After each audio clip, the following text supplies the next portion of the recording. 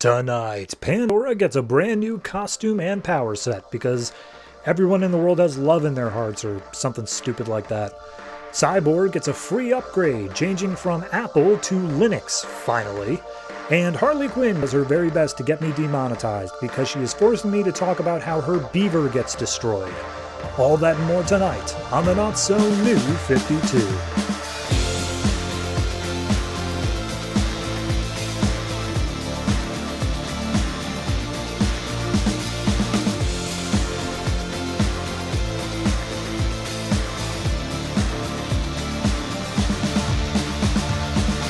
Hello everyone and welcome to episode 125 of the Not So New 52. I am your host and it's a celebration. Break out the champagne. Everyone have a good time. Why is it a celebration? Well, I'll tell you why.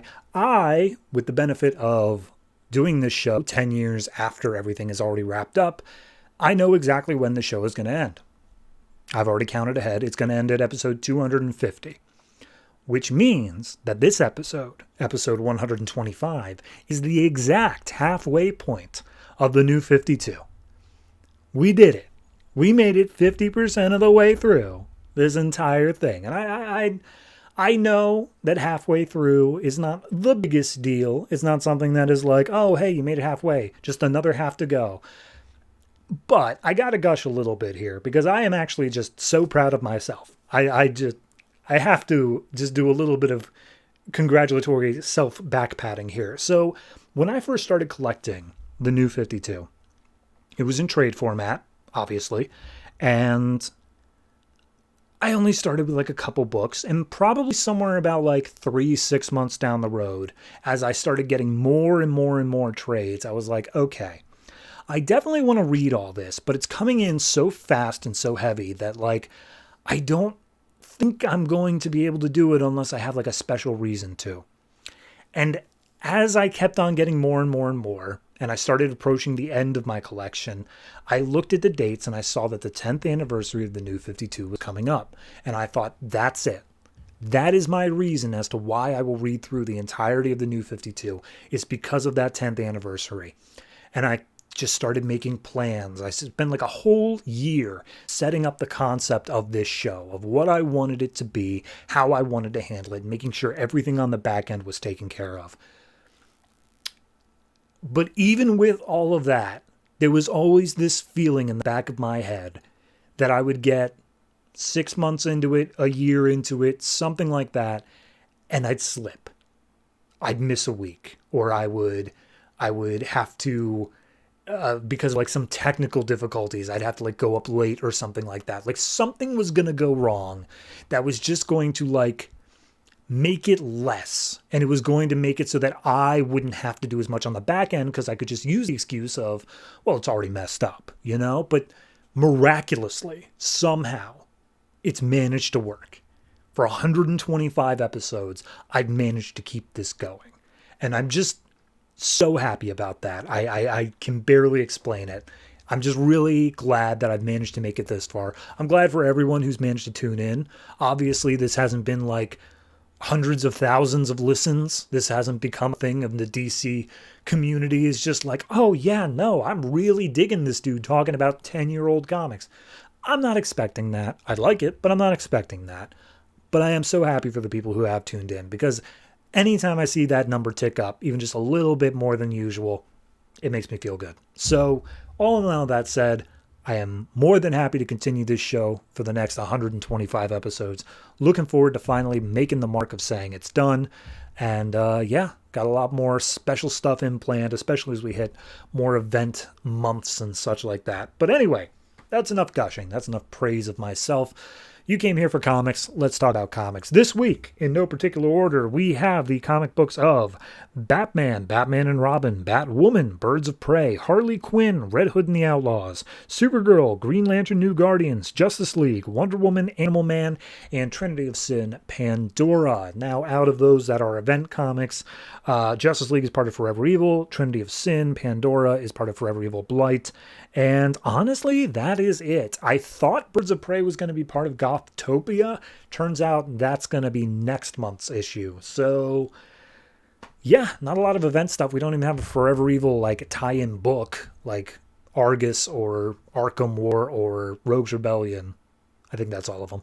So yeah, we'll deal with whatever that is next week. But as for this week, let's just jump into Justice League as we often do.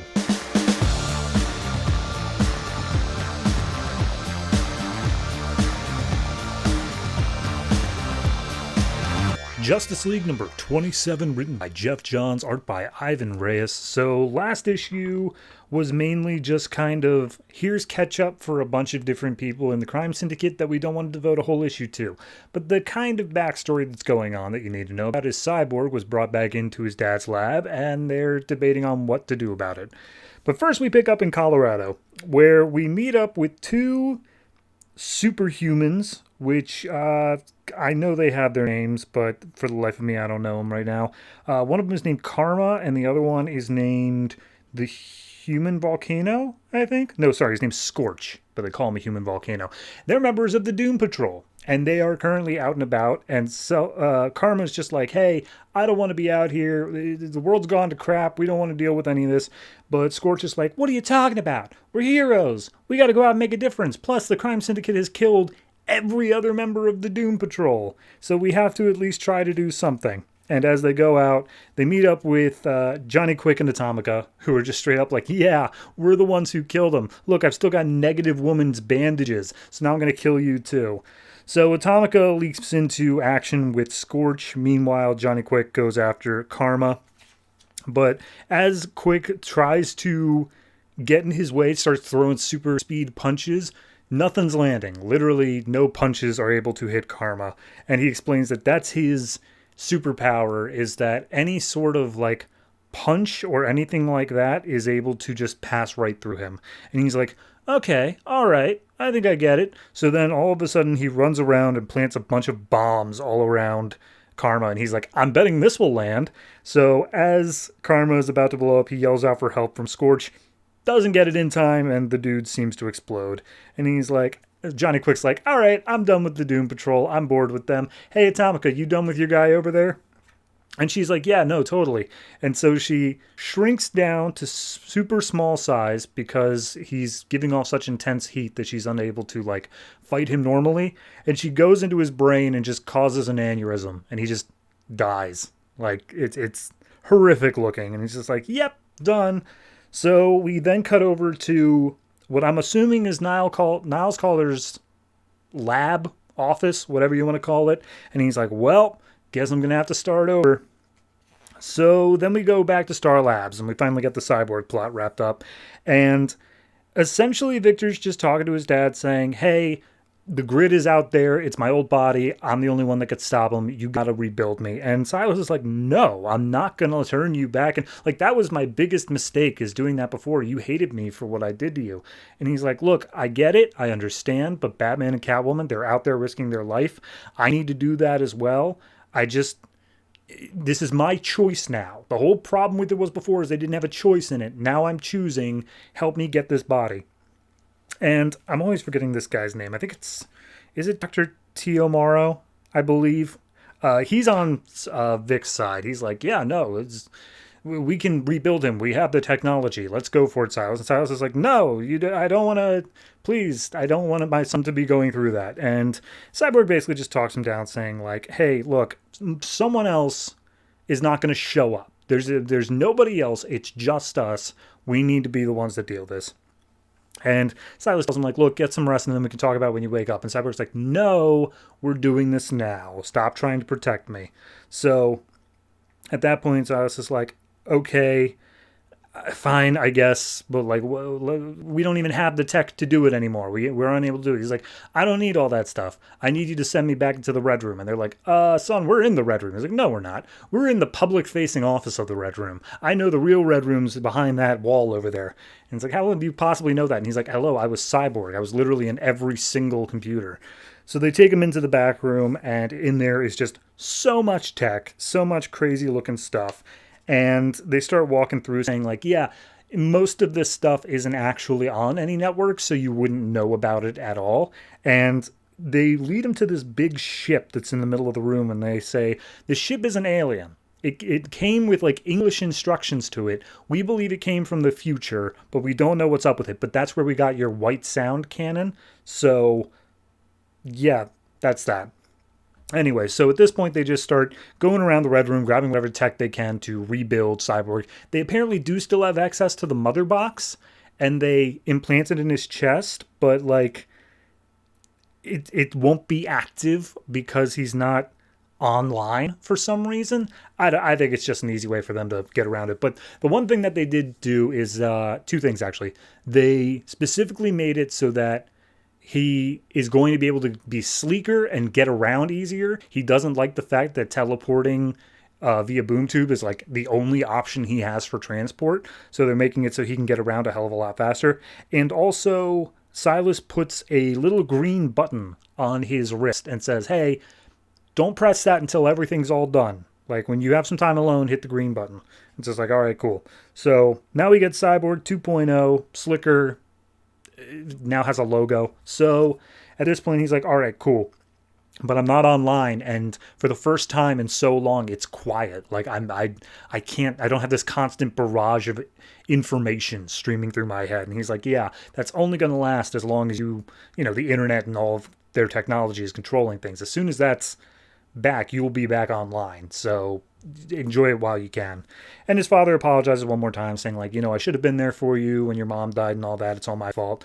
And Cyborg gives him a hug, forgives him, says, look, right now, you're all that matters. So at this point, Cyborg says, by the way, I'm going to be stopping to help people. I want you to understand that as I'm leaping my way from Detroit to DC. However, I want to specifically meet up with a Justice Leaguer who didn't make the cut, Platinum. She's not connected to the grid, so therefore she won't be affected by all this stuff, but she's still technology. And Tio Morrow's like, that is a stupid idea. Do not do that. Do you know anything about, and actually it is Tio Morrow, I was right about that. So he's like, do you know anything about Will Magnus? And he's like, yeah, no, I do. He's not great. And he was a student of mine before he was recruited by the Army, and he's done some stuff. So Cyborg starts leaping his way across the U.S., lands in Ohio, lands in Pennsylvania, lands in Maryland, until finally gets to D.C. And as he walks into the Army base where Magnus is held up in, he goes in, he sees a sign on the door that says no humans allowed except Will. And as he gets in, he hears a crunch noise. He looks down and sees a statue of Platinum, I believe. And then he looks up and sees Dr. Magnus there. And he's like, hey, I know why you're here, Cyborg, but I can't help you. The Metal Men were all failures. So, next issue, very clearly the Metal Men. I liked it. I think it was good. I think it was a solid issue. I think this... Here's the thing. We were so vaguely defined with Cyborg's power set before all of this that now that we're officially coming down and saying like, all right, he's still got a sound cannon and he's got a bunch of other stuff. It's good to just have like clear definitions as to what Cyborg can do. Obviously, we'll learn more about it and we'll change over time, but I never really felt like I understood his power set in the first place, besides he's connected to all data and he can teleport, which is where I think the unfair assumption that Cyborg is just the telephone pole of the group is like kind of forming from. I think that this does a better job at saying like, no, he's his own guy. And look, we're telling you specifically like he can't connect to the internet right now. He's his own thing. So yeah, overall, I'd say it's probably like I guess 7.5. I'll give it that extra 0.5 for the art because it does look fantastic, and a few emotional beats as well. But for the most part, it is just kind of a, hey, Doom Patrol's eventually going to show up, and we're seeding that here, and then what's Cyborg up to? Let's get back to that. We spent 2 or 3 issues without informing that plot at all. So, yeah, it's an okay issue. It's just not something that I think is required for Forever Evil.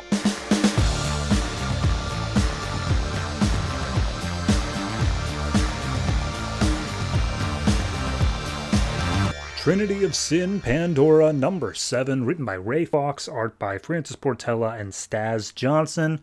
Last time was the Constantine issue where we argued with God for a little bit. And, this is Forever Evil Blight.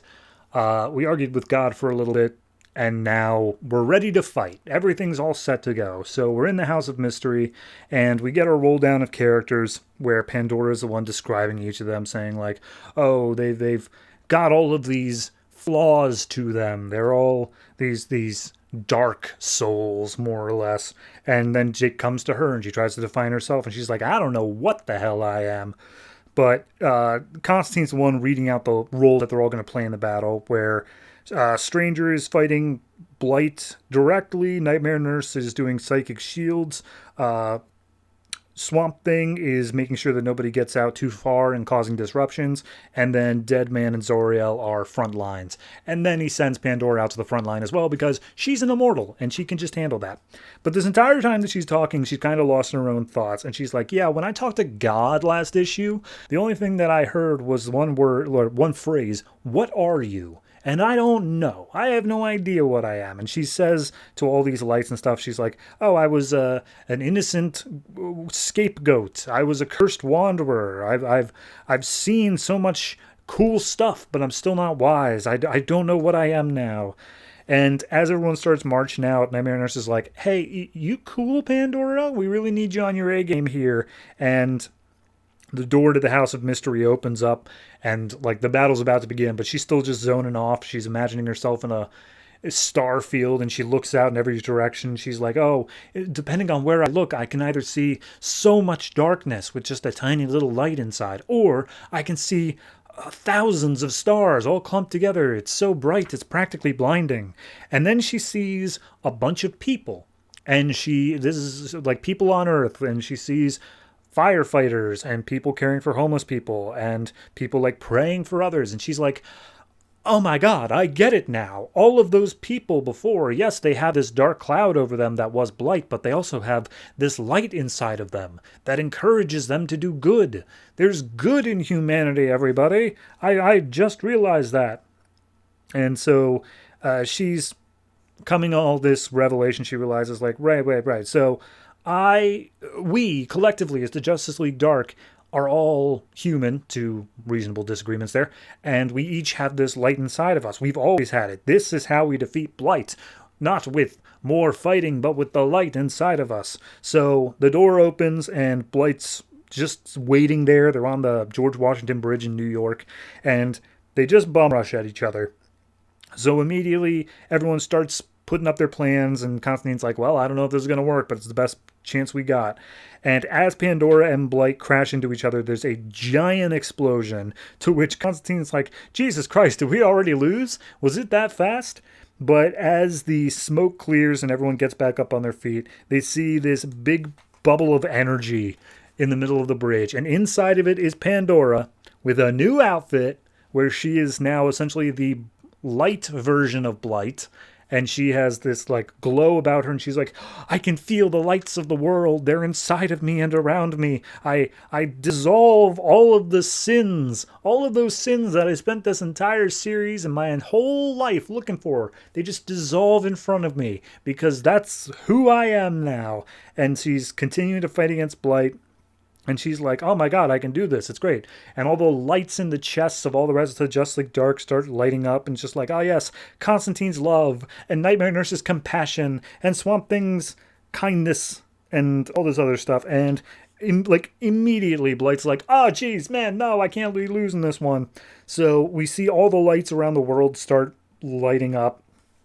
And the rest of the Justice League Dark all come together and contain the Blight and Pandora fight as best they can, so that Pandora can use her power and shed Chris of the Blight persona. It just falls off of him, and she throws him aside, throws him off the bridge, has a gun trained on him, and she's about to pull the trigger, and she's like, no, Blight is no longer there. But if I kill the boy, Blight won't have a host anymore. But like, no, that's not me. I shouldn't kill. That's not what I'm here for. So then Phantom Stranger grabs him out of the air and says like, hey, Chris, I got you. You're cool now. Everything's great. And Constantine running up from the side is like, kill him. What are you doing? We already tried this. He willingly accepted Blight. You need to kill him. And Stranger's like, that's all right. Nobody's going to kill you, Chris. And he's just like, I mean, you shoulda. So then he turns back into Blight, again grabs Phantom Stranger by the throat and seemingly discorporates him. He just disappears into a blinding explosion. So Pandora rushes back in saying, oh, of course, yeah, no, I should have done something, because now I'm slightly faltering. I'm not sure if I'm actually able to do this, but, now I still have the power behind me. So she flies in, she attacks Blight. They melt through the Washington Bridge down into the water below, and everyone's just kind of looking on like, all right, well, what do we do now? And Constantine's just, Constantine's just like, well, I guess we're just going to have to carry this through. We're just going to have to see what happens there, as we see Blight and Pandora down on the ocean floor, continuing to battle, I guess, but it looks like Blight has fully impaled Pandora with his, fist through her chest. So, doesn't look like it's that good. I don't know how I feel about this one. I mean, it's not a bad issue per se, but it feels like an anime protagonist sort of thing. It feels like, oh, I just realized the power of friendship and love, and that's enough for me to overcome this mess, and now I get my Super Saiyan 3 form, and I'm like, sure. Yeah, you do you, man. Nothing in Pandora's character felt like it was going this way. That it felt like she had a second form if she just realized that everyone had good in them. And, I don't know, it just feels so out of place here.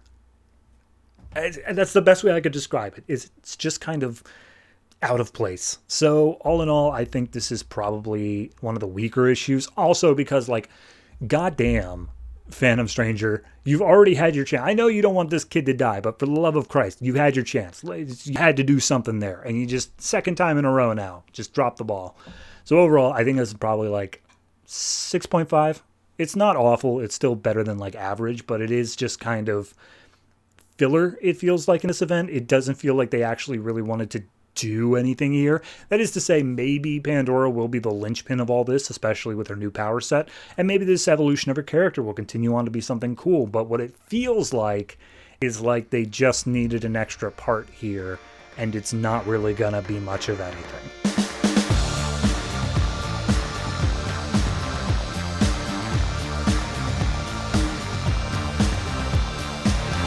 Batman number 27, written by Scott Snyder, art by Greg Capullo. So last issue, Batman went to go investigate Dr. Death's lair hideout, and then the police got the drop on him and started firing. So this issue opens up with a flashback to Tokyo 1946. I don't know what's happening. There's a woman singing a song in a club. A bunch of soldiers are there. There's a blonde guy who's given special attention as he's looking at her, and she just sings a song. Something about the moon. Maybe it'll relate to something, I don't know, but not in this issue. So then we go back to the police attacking Batman. And we see the commissioners just egging on his men, saying, oh, aim for his head, do whatever you can. So Batman throws down a smoke pellet, and he is trying to get out of there, but turns out that the guy is prepared. He knows all of the stuff that Batman's going to do. He's just like, all right, everyone, put on your gas masks.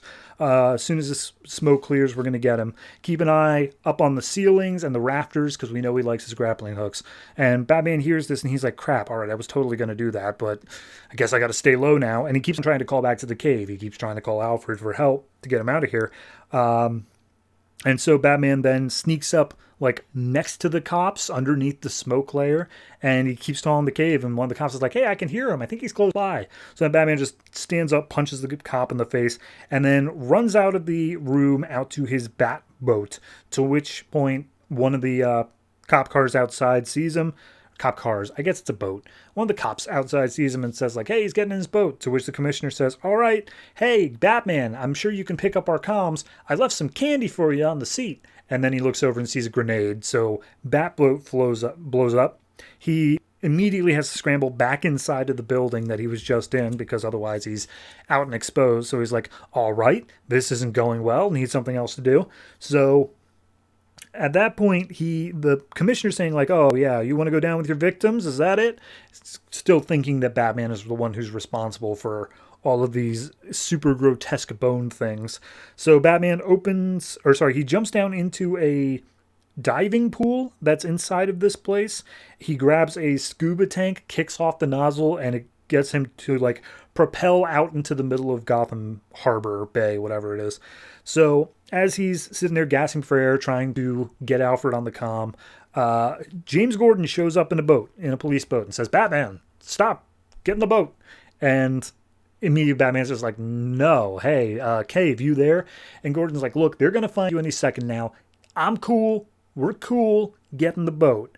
So Batman has to make a deal here. He hops in the boat, and at one point in this fight, he got like some acid or something in his eye on his cowl. So that's been like burning its way through. And as Gordon's driving the boat back, he's just like, "You should take off your mask. Otherwise that acid's going to, really hurt you." And Batman's like, "I'm going to take off my mask in front of you, you cop." And he's just like, "Look, here, you can check the prescription on my glasses. I'm totally blind without them. Just guide me where I need to be driving this boat to." And Batman's like, "All right, fine, whatever." So he takes off the mask. And he's like, "Why are you helping me? What's going on? You're a cop. Their cops are after me. What's going on?" And Jim pauses, and he's like, "It's because of Bruce Wayne." And Bruce is like, "I'm sorry, it's because of what? How now? Who?" So Gordon gives the explanation. As we learned a few issues ago, it looked like he was on the take because he accepted this trench coat that he wears all the time from a cop who, they were shaking down businesses and stuff like that. But when Gordon saw Bruce in the back seat give him like this look of hope and adoration after he said like, "Oh yeah, it's because we cops are doing good things," Gordon just couldn't sit right with that anymore. So he went back to that tailor shop after the fact, and he's like, "Look, I had to deal with this. I had to go like talk to the owners." And when he moved back into the back room, he saw that there's an entire dogfighting ring here with a bunch of criminals in back and his partner and a bunch of other cops. And his partner's like, it's Corrigan. He's like, "Hey, Jim, I'm glad you're here. Join in on the fun." And immediately Gordon's like, "Hey, stop this now. Like, whatever's going on here, or else I'm going to go to the commissioner." And he's like, "What do you mean you're going to go to the dude? Commissioner's going to be here in like 20 minutes. He's the one who bets the biggest on all of these dogfights. No big deal." And then Gordon's like, "All right, fine. I'll go to the press." And he's like, "You'll go to the press." So then we cut to Gordon is in the middle of one of these dogfights. He's being sicked on by all of these dogs. And everyone is just screaming and cheering and like yelling him on, saying, "You can do it, you can do it." And then Gordon realizes over the course of the fight, they're rooting for the dogs to win. So there's a bunch of blood, a bunch of teeth, and turns out that Gordon, he had to draw his gun and he shot a couple of these dogs just in order to survive. And his partner's going around collecting money because Corrigan actually bet on Gordon to win. So Gordon then holds a gun to the back of Corrigan's head and like is about to pull the trigger. And then Corrigan's like, "Dude, what in the hell are you doing? Jesus Christ, man." And he takes the gun away from him. And then Gordon just walks off and he goes to walk his beat. So at that point, Gordon's like, "Yeah, no, the reason I still wear this coat is because I want the police to remember what they did to me. I want them to remember that I haven't forgotten it either. And I'm trying to be better than they are, essentially. And I think you, as Batman, are doing that as well. You are doing more than the police ever could because they are just so corrupt like that." And Batman tells him, like, "Okay, you can stop." And he's like, No, you don't understand. We got to do this." And Batman's like, No, you should stop because you're about to crash into a pier." So Gordon's like, "Oh, geez," he swerves the boat around. And as he looks back towards Batman in the back, Batman's gone. So back at the cave, Bruce is talking to Alfred, and they're analyzing some of the chemicals that they managed to get, but it's vague little like calcite deposits and stuff like that. Nothing that they can narrow down on. And Alfred essentially just leads Bruce on here and says like, "Hey man, you could use some help. Like, we looked into Gordon. He is actually a good cop. You should like take some help." And Bruce is like, "No, this is my thing. I'm going to do this." And Alfred reminds us of the opening to like 3 issues ago where they actually found Bruce at one point. He found Bruce, and Bruce was training with this like tribe known for their horrific prisons where they're just like locked in steel cages and stuff. And Bruce's uncle was going to send out a search party there, but Alfred sent a call there first to try to tell Bruce, like, run, get out of there. because he knows that Bruce didn't want to be found. And if the uncle found him, he was never going to let him go. So he sent a call there. But of course, as we saw in the story, Bruce didn't answer. But Alfred was like, I knew you were there on the other line. I knew that you just didn't want to talk to me because, like, why would you believe that I was helping you run further away? And I get that. But, like, right now, you're surrounded by a couple people who want to help you do this. So maybe stop shutting us out. And then he makes this, like, what is Batman all about sort of thing. And Alfred makes the point of, you're just showing us what it felt like to, like, see the people you love die around you. You're going to keep being Batman until you die because you want us to hurt the same way that you hurt when you lost your parents. Like, that's what it seems like Batman is here. So at that point, Batman's like, wait, hold on. You're not going to comment on any of that stuff, but I figured out where Dr. Death is. So apparently there's these catacombs underneath Gotham. And we get a whole bunch of science mumbo jumbo of like, yes, back in the 1840s, you would have to blah, blah, blah. There's catacombs. There's a bunch of bones and stuff. It makes sense. So he goes down in and he finds Dr. Death's place. He finds his lab. And as he looks, he sees a blueprint and a helmet from a army thing that says Tokyo Moon, which I'm sure all relates together. But as he looks at this blueprint, he's like, wait a minute, hold on. Oh, crap, I got all this wrong. And Alfred's like, what are you talking about? And he's like, this isn't Dr. Death's plan. Dr. Death was like, yeah, okay, may have been experimenting a bit, but this is the thing for a doomsday machine. He's going to bring it out to Gotham and, like, kill everyone. And he's not the one planning this. It's Riddler. And then on the computer screen, all these question marks pop up. And he's like, you're right, it was me, but you're too late. You literally cannot influence my plan at all. And Batman's like, why? Why are you doing this? And he's like, it's natural selection. I'm just going to kill off everyone in Gotham who's too stupid to know how to survive. And everyone else that's left will be smart enough to possibly be a threat to me. But we'll see how that goes. So he keeps calling him detective this whole time, saying like, yes, detective, you're about to die with the rest of Gotham. How's it feel? Ha ha ha. This is one case that you just failed to solve, and you have failed the city as well. And we see Riddler place some explosives. The entire underground catacombs start to flood, and it seems that Batman is no more, which I'm sure he is. I'm sure that 0 Year is just a Batman died, and we're going to replace him with a clone or something. So, yeah, no, I like it. It's a solid issue. It does have a lot of text. This one took me by far the longest to read, but that's just because it was just so much explanation the whole way through. It's kind of what I came to expect from Scott Snyder, though. Like, the fact that we spent 2 full pages on, like, here's what Batman is, and then here's the descriptions of how calcite deposits in mausoleums and catacombs are special because it's like, that's Scott Snyder in a nutshell for me. Overall, I'm going to give it a 7. Just a flat 7.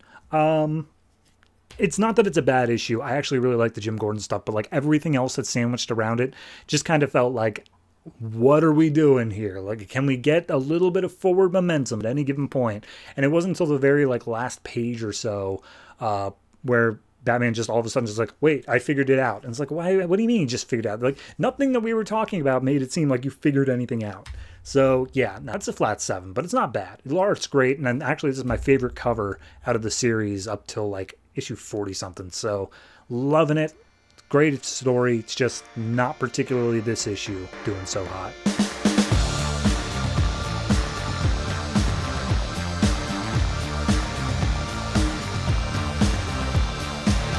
Batman and Robin number 27, written by Peter Tomasi, art by Patrick Gleason. So last issue, Batman and Aaron McKillen were brought into a graveyard where Two-Face was. There's a whole thing with like backstabbing and like different things like that. But it ended up with Two-Face having the upper hand and Batman trapped in a grave with a statue pinning him down.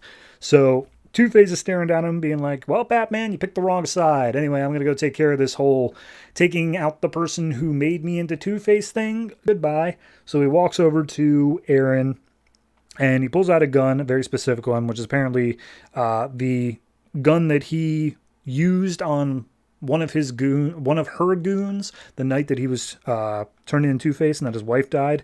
So he throws Aaron over to his wife's grave and says, now apologize. Tell her you're sorry. And she's like, screw you. And he pulls the gun again. And she's like, okay, I'm sorry I killed you, Gilda, but your husband's the reason that my sister died. And he kicks her in the face, and they continue to argue back and forth.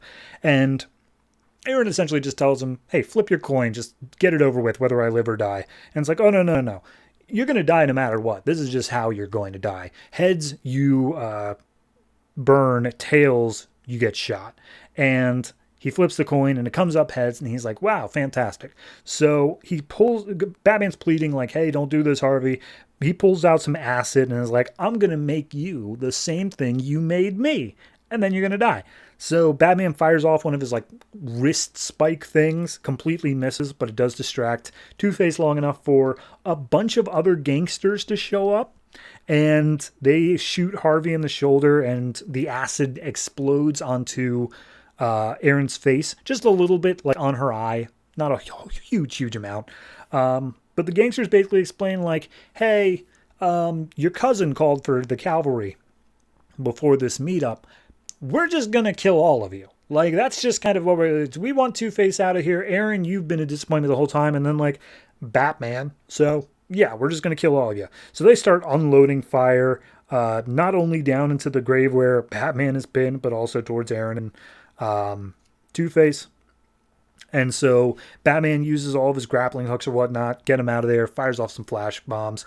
And as they are landing on top of this mausoleum, Aaron just grabs hold of Two-Face. She's got a little blood and scar around her eye now. And she's like, you burned my face, you freak. And all I could think of is dude, that's barely anything. That's a little bit of cosmetic surgery. That's nothing.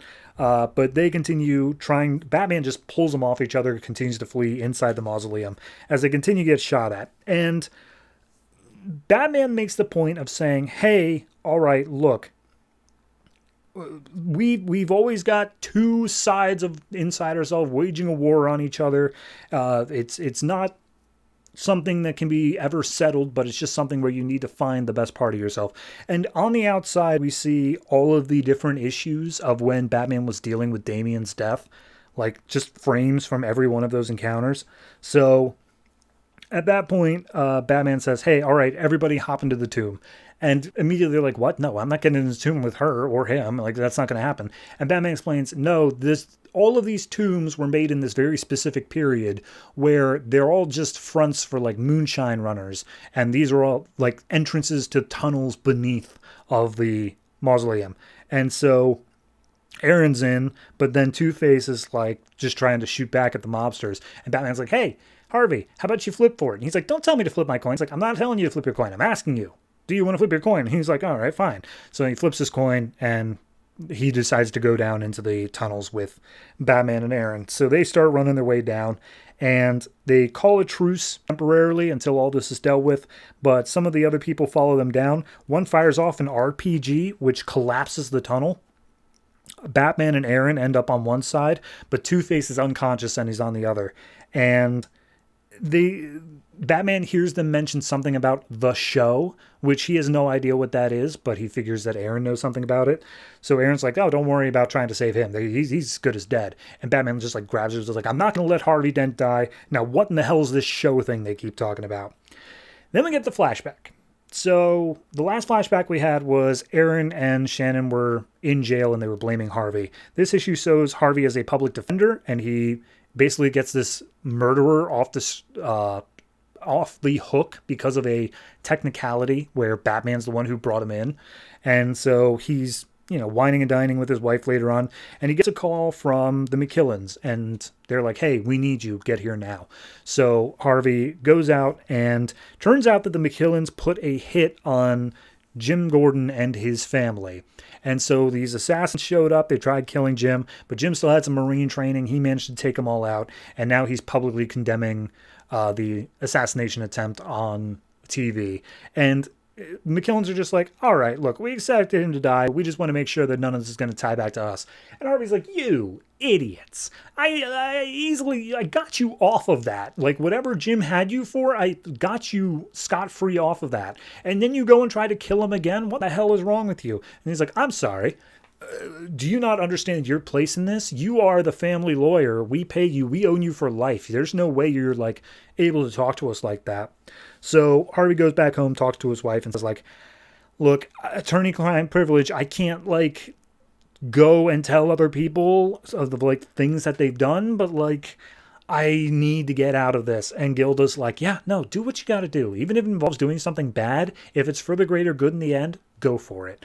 So at that point, Bruce Wayne shows up, and Bruce is taking him to his office and be like, hey, Harvey, here's the thing. I'm sure you heard about Jim Gordon's assassination attempt earlier. As a businessman in Gotham, I want things to be peaceful. You're the best lawyer defense-wise that we have. Now that the district attorney is retiring, I have my own money and a bunch of other rich people's money, all willing to campaign for you if you want to take the district attorney spot.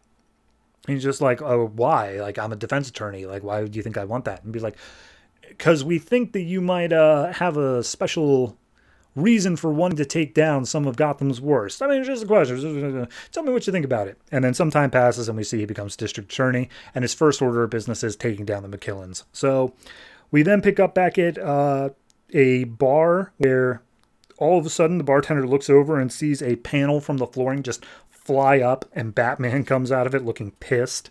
And the bartender's like, hey, Batman, you want a drink? And he's like, no, I'm good. So as they're about to leave, all of a sudden the TV turns on, and we see Harvey Dent, Two-Faced, is gagged on there, and the gangsters are saying like, well, all these costume freaks have made Gotham worse. We're going to show you guys what happens to the costume freaks from now on, starting with Two-Face. So, yeah, seems that the gangsters have a reality show. I like the flashback. I really like this idea that Harvey was like the family lawyer, and then when he got a better position and something public so he couldn't be like killed as easily, his first order of business was just, take out the McKillens straight up. And yeah, no, he broke attorney-client privilege doing that, so I understand some problems there. That being said, attorney-client privilege does not cover all crimes, period. That's not how that works, but, it's whatever. All in all, I'd say it is... The rest of the issue is just kind of whatever for me. I'm not saying it's bad, but it's just, I don't know, it's just not hitting a certain itch for me of... I think I prefer it more when Batman has some sort of personal stake in this. This story, it feels much more like he's kind of third-wheeling it, and he's just trying to keep it so that everybody lives. But this is much more of Two-Faces and the McKillen story. So I'm going to say this is I'll give it a flat 7. It's okay. It's not great. It's not awful. It's just good issue, and I'm more so looking forward to the next one than I am caring about this one.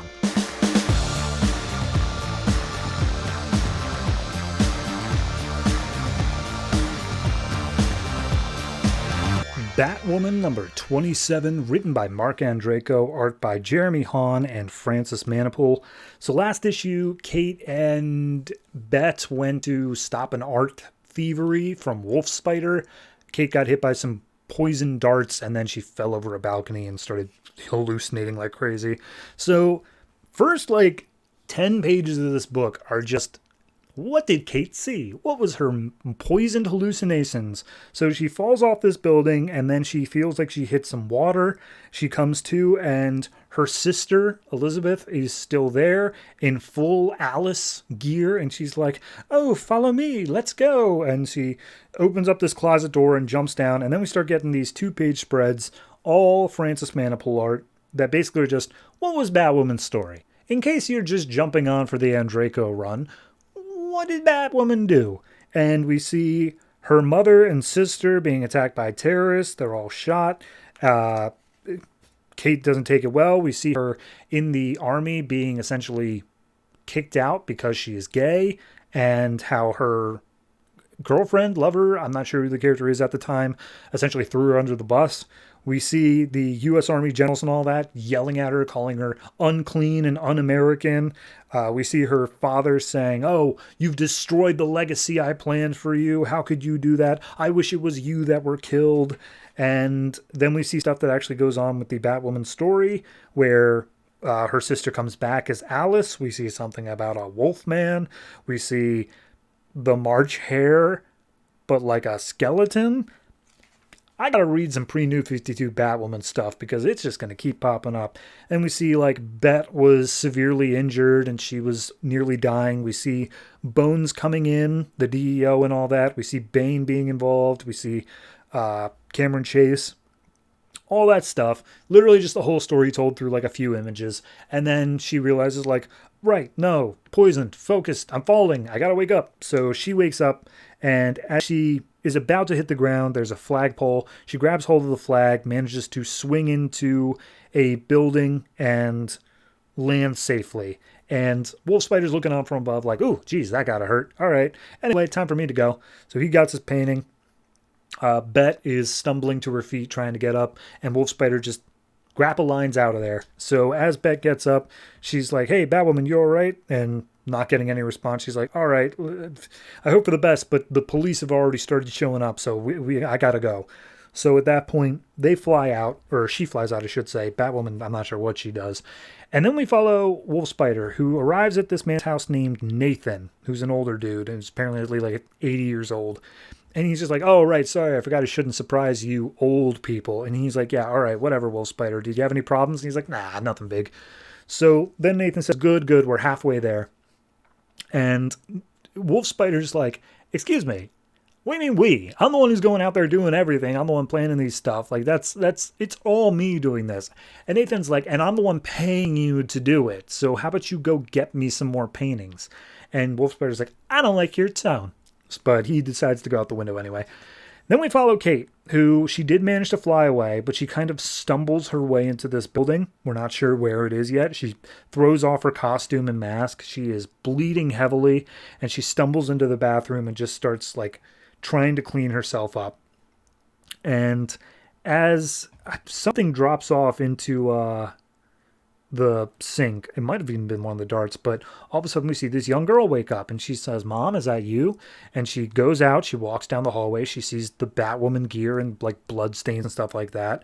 And then we hear the girl scream, and Maggie Sawyer wakes up saying, "Jamie," and it turns out Kate arrived in Maggie's apartment and was cleaning herself up here, and now Maggie's young daughter has found Kate a bit indisposed, to say the least. Okay. Back half of the issue. Solid. I got more info on Wolf Spider. I like this forwarding of the story with Maggie and Kate. Solid stuff. All for that.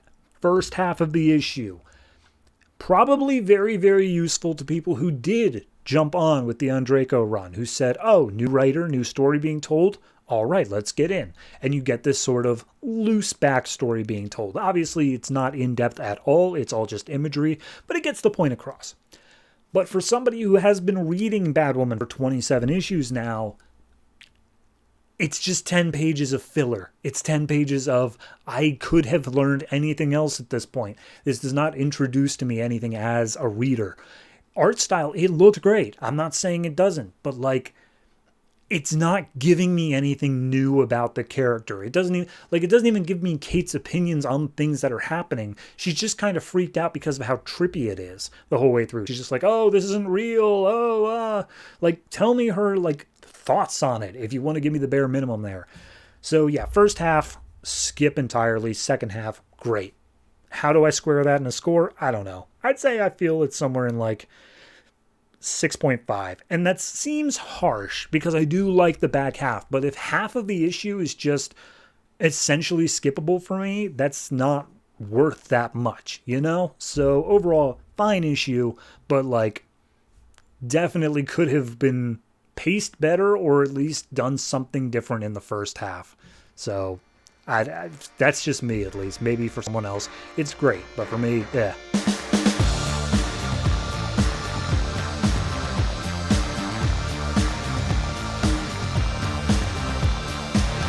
Birds of Prey number 27, written by Christy, Marx, art by Daniel Sampere with Robson, Rocha. So, last issue, we did the whole thing where they took down Basilisk, and then they discovered that Black Canary's Kurt was still alive. They all got out fine. This issue opens up with them all on a helicopter plane thing, and they're flying off the island, and Batgirl's just saying, like, yep, we took out the Basilisk base, everything worked out fine. Condor's ex-teammates got away, so that's the thing we're going to have to deal with. Also, Canary is just super all over Kurt right now in his comatose space, and Strix is just super excited to be flying in a plane. So they all land on this barge thing that's outside of the Gotham Harbor, and nobody, like, Batgirl has no idea who this is or anything about their benefactor who's supplied all this. So as they land, there's a doctor who's like, hey, Black Canary, we're going to take your husband, we're going to put him in the medical bay. And she's like, no, you ain't. Someone better give me answers now. She does her little screech thing, and immediately all the other birds of prey start, like, attacking all of the armed guards there, until this little old woman in a wheelchair comes out, and she's just like, hey, whoa, everybody, let's chill out here. You're free of Basilisk. We're all cool. And Black Canary recognizes the woman and says, hey, wait, you're Eddie. I had a coffee with you way back in issue 19. And she's like, yes, we did. And Condor's like, I also got a taxi for you a couple issues ago. And she's like, yes, we did. And Batgirl's like, I never seen you before in my life. And she's like, that's right. So I am Eddie, a.k.a. Mother Eve. And everyone's like, are we supposed to know that? And she's like, no, you are not. But that's my code name, so please call me Mother Eve. So at that point, Strix is like, oh my God, a motherly figure. And she just immediately hugs Mother Eve.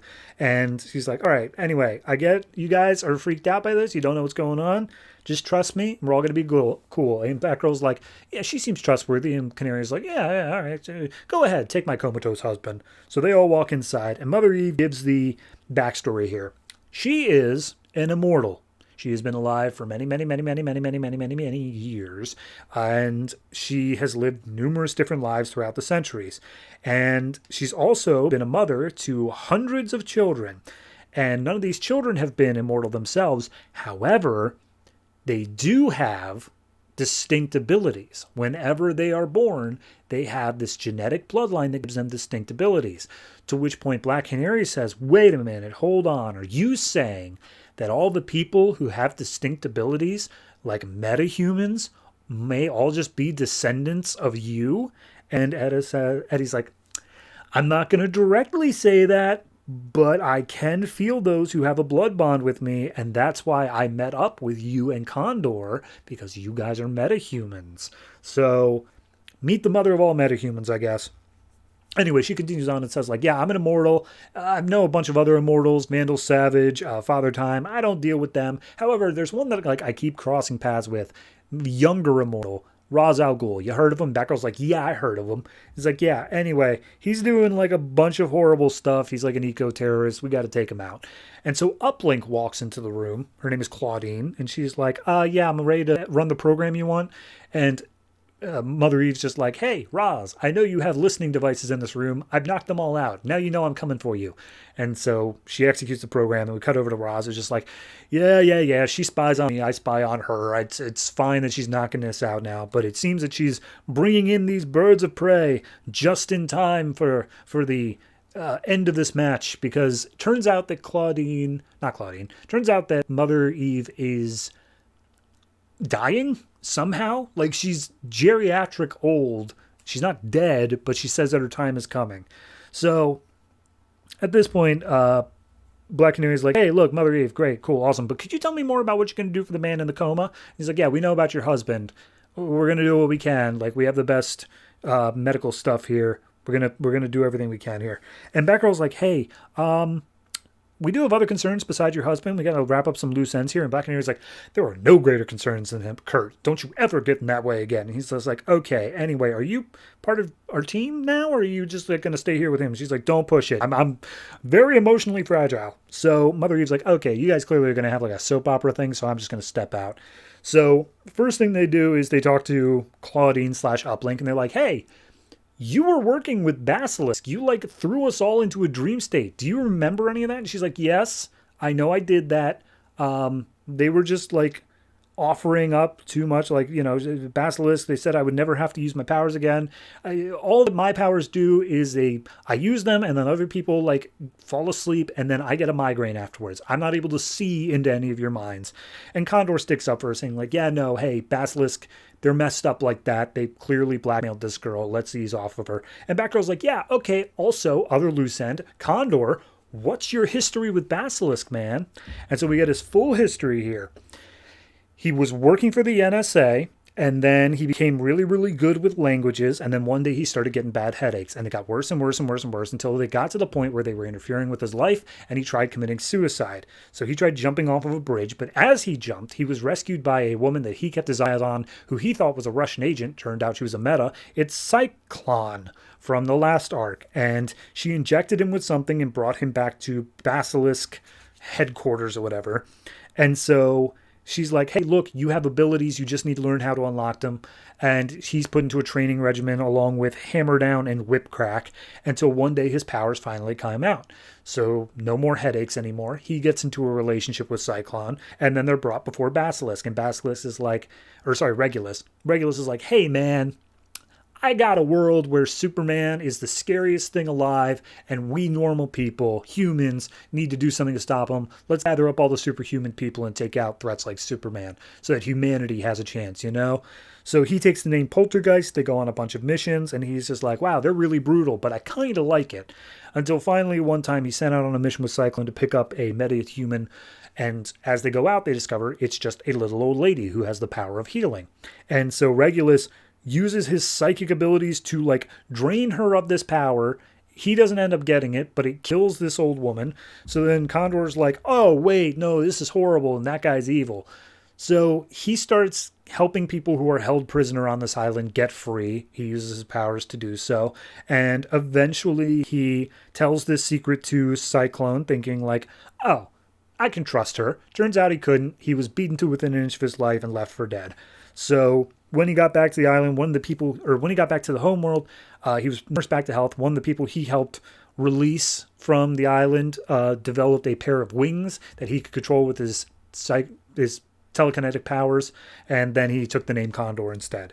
And he's just like, yep, nope, I've decided to atone for my past. I used to be Basilisk, now I'm not. Any questions? And Batgirl's like, no, your past is whatever. You're cool now. We're good. Strix agrees, and Black Canary's like, in principle, yes, you can stay if you want, but here's the thing. I don't know if I can trust you anymore. I'm going to go hang out with my husband, okay? Bye. So she goes, talks to Etta, and they basically make the deal saying, like, look, do whatever you can for my husband, but you run everything by me, no matter what. And the doctor's like, hey, yeah, no, totally, we get that, but you need to understand that your husband was put through, like, the worst conditions. He may just be brain dead now, and we have to deal with that eventuality. So she says no, and he says, look, we'll do it again, but like, that's going to happen. So at this point, Condor's like, if only the dead husband would have stayed dead, I would have had a chance with Dinah. Jesus. So he flies off for a little bit. He sees a signal flare from a nearby boat. And I don't know if we even went over to the other boat or not, but regardless, there's now a guy there named Ed Wallace, who's a detective, and he's just like, hey, did you guys know Gothtopia is going on? Yeah, we haven't heard anything from our agents in Gotham City in like a few days. Everything there is strangely quiet. Can you guys go check that out? And Black Canary's like, I'm not leaving my husband. And Batgirl's like, hey man, you're the leader of the team. You need to come with us on this mission. She's just like, no, I don't. Screw you. My husband's the most important thing right now. And Batgirl's like, okay, cool, fine. So Strix, Batgirl, and Condor all get on the chopper. And Condor's like, I'm sorry, what just happened? And Batgirl's like, she quit the team. Let's go. So next up, Gothtopia. I appreciate having Condor's backstory. I really do like that. I appreciate Uplink's backstory as well. I didn't think we were actually end up getting that. Hell, we got the entire Basilisk team backstory as well. Overall, solid backstory issue. Really think that's solid. Do I think it's a good issue? Yes. I'm going to say yes. It's tentative. It's somewhere in the middle there because it's really hard to do a good, just solid exposition issue. But I think this one manages it well because it's tying it in to the story as they're telling it. Like, Condor never had a reason to give his past right up until they started doubting him, and now he's giving the backstory. And then same thing for Uplink and the other team members. Like, they have this. Do I like the character of Mother Eve? In concept, fine, I guess. Another immortal, I don't have a problem with that. But the idea that she's the mother of all metahumans, that is a much deeper ramification that I think needs to be explored farther outside of even just this book. Like, that's like an event-worthy thing. And we're just introducing her here as like, yeah, but I'm old and I'm about to die. It's like, no, you're important. Like, everything exists because of you. This whole universe is because of you. Let's explore that. So I like the concept, but I just wish it would get a bit more focus to it. All in all, we'll see what happens with Godtopia next week. I doubt Canary's going to stay away from the team for that long, but we'll see what ends up happening to Kurt. At the very least, it's like I'll give it a 7. It's perfectly good, perfectly fine book, just not anything outrageous right now.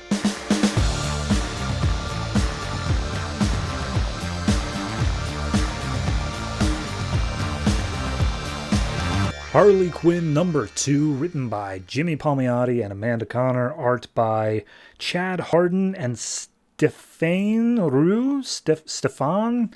It's French. I'm not sure.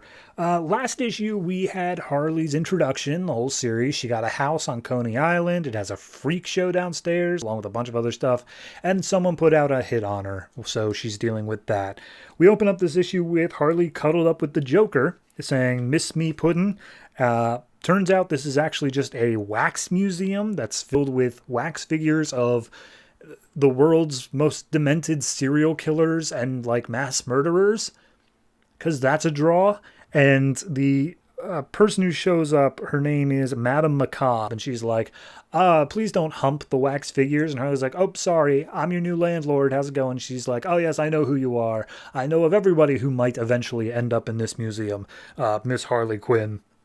And they just go walking through the museum for a bit. We see, like, a bunch of people that I don't think are real. And then Jeffrey Dahmer. Like, they even have the nameplate that says Jeffrey Dahmer. So, yeah. Anyway, at that point, she's like, yeah, anyway, I'm the new landlord. I'll connect rent at some point. Like, don't worry about it. I'm pretty easygoing. By the way, I need a fridge. Do you know where I could pick one up? And she's like, oh, you need like a regular fridge or something big? And she's like, huge, like massive. I got the floor space for it. And she's like, oh, perfect. Like, I've got just the thing for you. And turns out there's some lab or something that needs to shut down the building. And so they're just selling out this industrial-sized fridge for cheap. And Harley's like, great, fantastic, awesome. And as she's driving her way home, she pops by a adoption center where there's a bunch of people protesting outside. And she's like, what's going on? And they say, oh, this is a like kill shelter. They're going to kill off like 30 dogs and cats tomorrow that aren't adopted. And Harley's like, well, why don't you guys adopt them? And they're just like, we've already adopted as many as we can. I've got 47 cats. And someone else is like, I got 23 birds. And so everyone's just like, okay, fair enough. And they question how much Harley has. And Harley's like, I only got one dog and a beaver. So she walks in, she immediately fills out some paperwork. And the lady behind the desk is like, all right, let me just take a look at this and we'll set you up with the animal right away. She takes a look at it and just tears it in half. And Harley's like, oh, I'm sorry, puppies and kitties. I tried to save you. I really did. And as she's sitting on a bench thinking that she's got to do something, her beaver contacts, by the way, beaver's name is Bernie. If I say Bernie, just know that's the beaver. Bernie's like, well, we already know who you're going to call, so just go ahead and make the call already. So in Gotham, Poison Ivy picks up her phone, and Harley's just inviting her to spend the day up there, have a overnight trip. So Harley's just chilling out in her place, doesn't have any furniture or anything. She's just eating a sandwich, and she's talking to Bernie about the number of people who have shown up to kill her and how one of them, they still have the dead body just in the place. And that's why she was hoping for the fridge so that she could keep the body cool and therefore not rotting. But she gets a call on her phone saying that the fridge is going to be late because she wanted it so cheap. Delivery's not going to follow through for a while. So she's like, oh, great. All right, this body's going to keep rotting. So then all of a sudden the body stands up and says, oh, give me a bath. And Harley freaks out. And it turns out it was just Poison Ivy manipulating it with her vines. And she's like, oh, man, I got you good. So Harley runs out, gives her a hug, and says, oh, yeah, no, hey, check out the place. By the way, you want to meet my beaver? And Poison Ivy's like, yes. And then she sees Bernie, and she's like, oh, you meant like an actual beaver. Yeah, they lean into that hard here. So at that point, Harley explains the plan about the pet place. They go down and just immediately start breaking out all the pets. And I guess Harley expected them to, like, come around to Harley and, like, come up to her, but instead they all just run out the front door and just like, oh, okay, that's not good. They're all going to get caught again. We got to take care of them. So Ivy says she'll take the ones on the left. Harley goes for the ones on the right. As she goes down the street, she finds a little dog, and as she's about to go pick it up, a car comes out of nowhere and, like, sideswipes Harley. She manages to do, like, a little flip over it, but she does manage to get hit. So at that point, Car swerves back around, says, like, oh, yes, Sugar Tush, Daddy's coming back for more. And Harley's like, I know, Sugar Tush, and you are certainly not my father.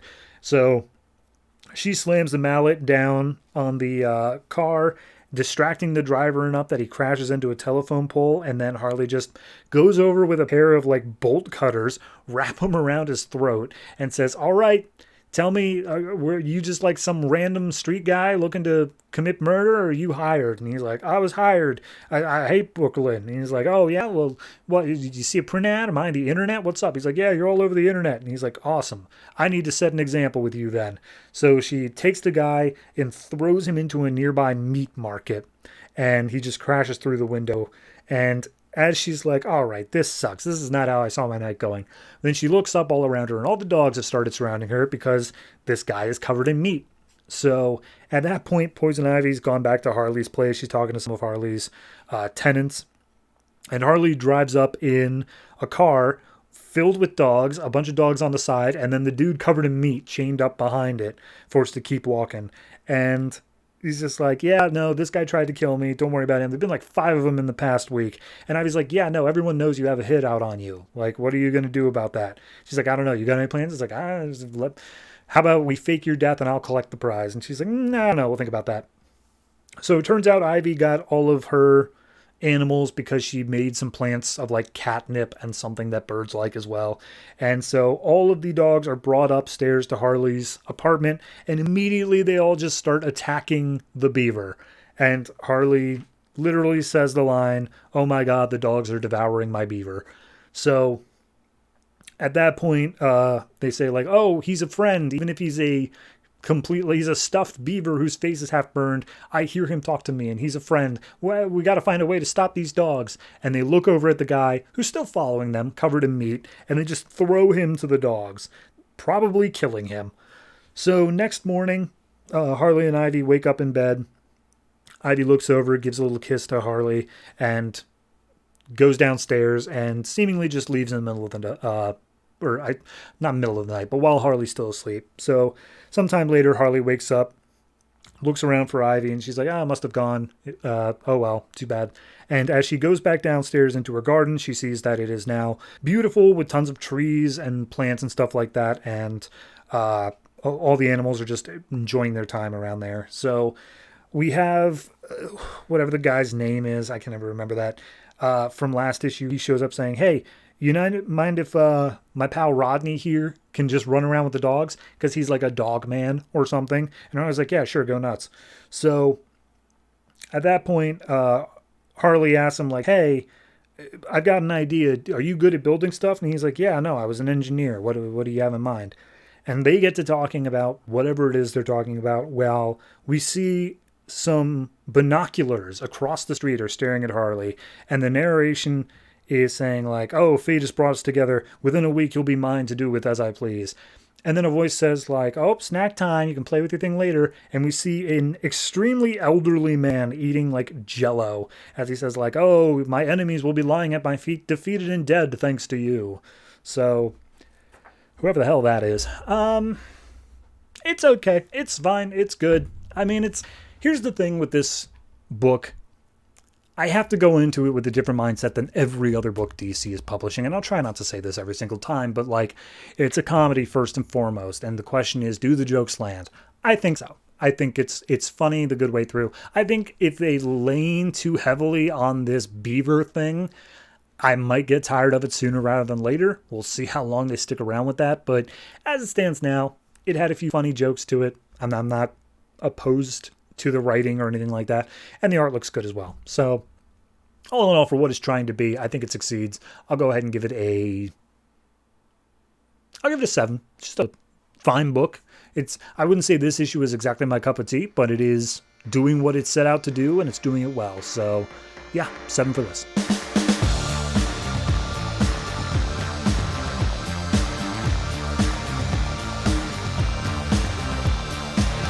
Red Hood and the Outlaws, number 27, written by James Tynion IV, art by Noel Rodriguez and Julius Gopez.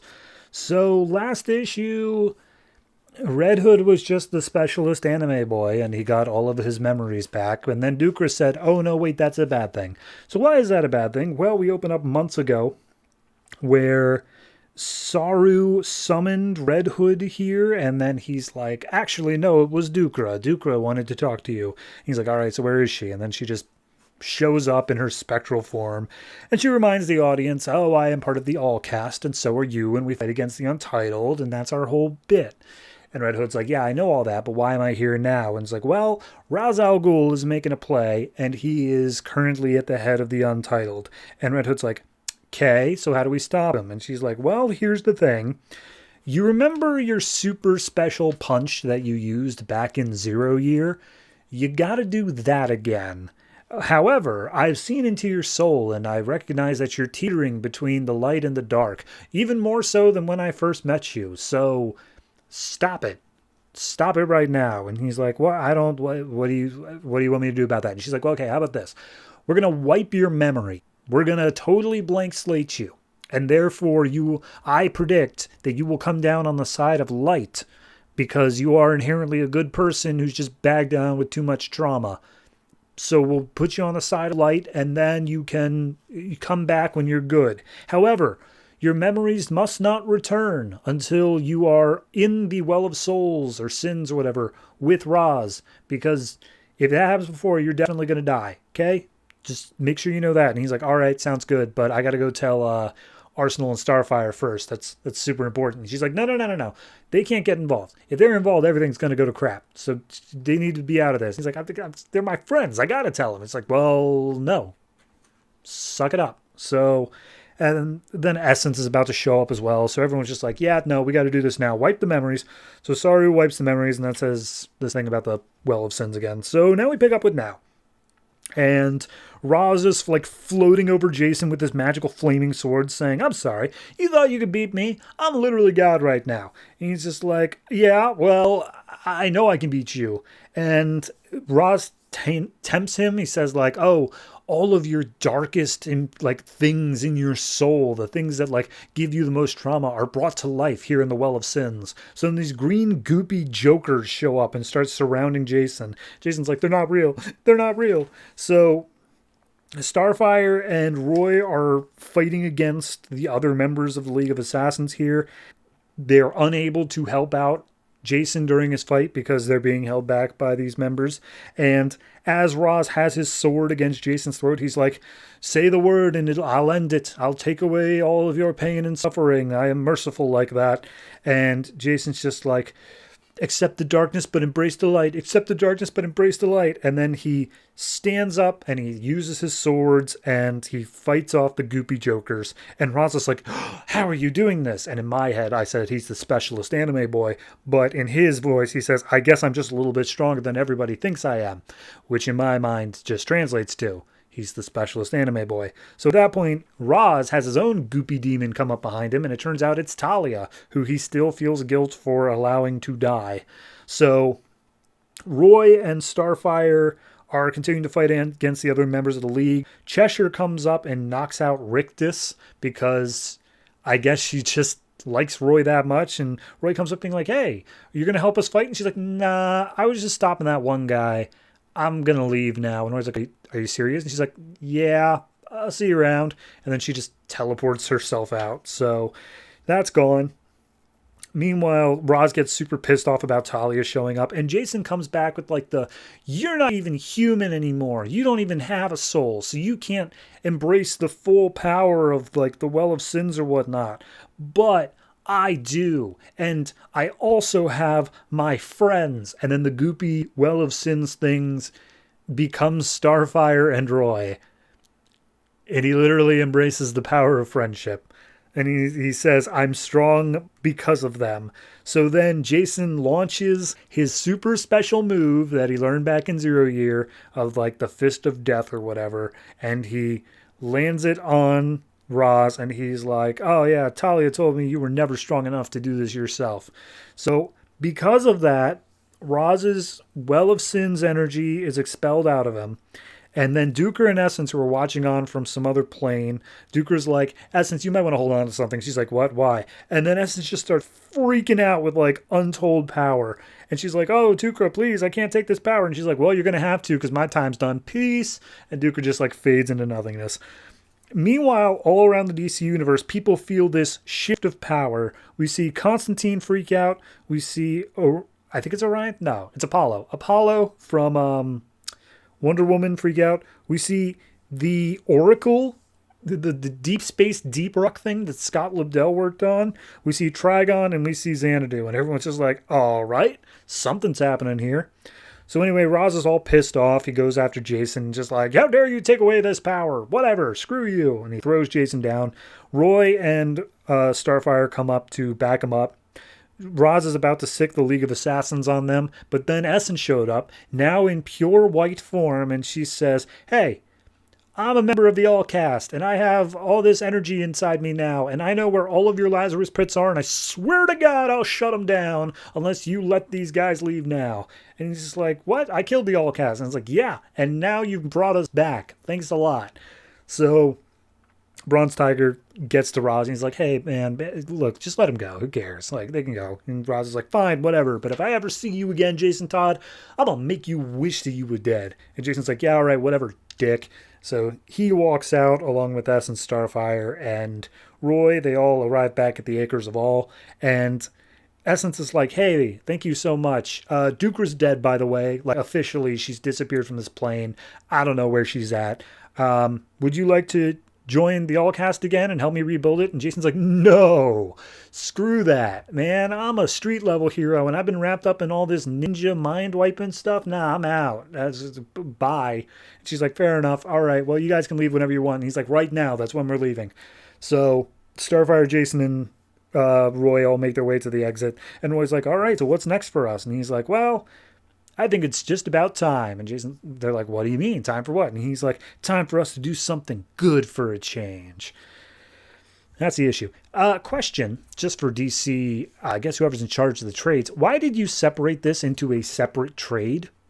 Why did you put this in a completely different book when it's so clearly wrapping up the arc that came before this? Why'd you do that? Beyond that, I mean, it's all the same criticisms I had for the last issue. He just feels like the specialist anime boy. You know, he feels like, oh, the power of friendship. And I have this deeper power than you could possibly know because I have a soul or whatever it is they were going for. I like the larger DCU thing where like something has shifted cosmically, but I doubt it's ever really going to be followed up on in any of the other books they showed. So hit or miss there. Yeah, no, it kind of just feels like all right, well, we're done with that and we're just going to move on to something else now. And Tynion is still at least writing the next issue. I don't know how long he's going to be on the book for. I know it's not terribly long, but yeah, no, I mean, it's not a bad ending to the story they were telling. It just feels so tropey and so like, of course they went this direction that I don't know. I can't help but find it funny in a way. Like, it's not a serious ending for me. It's just funny. So I'm going to say this one is probably a 6.5. I want to go lower just because it's so dumb, but it's so dumb that it actually bumps it back up again. So yeah, 6.5.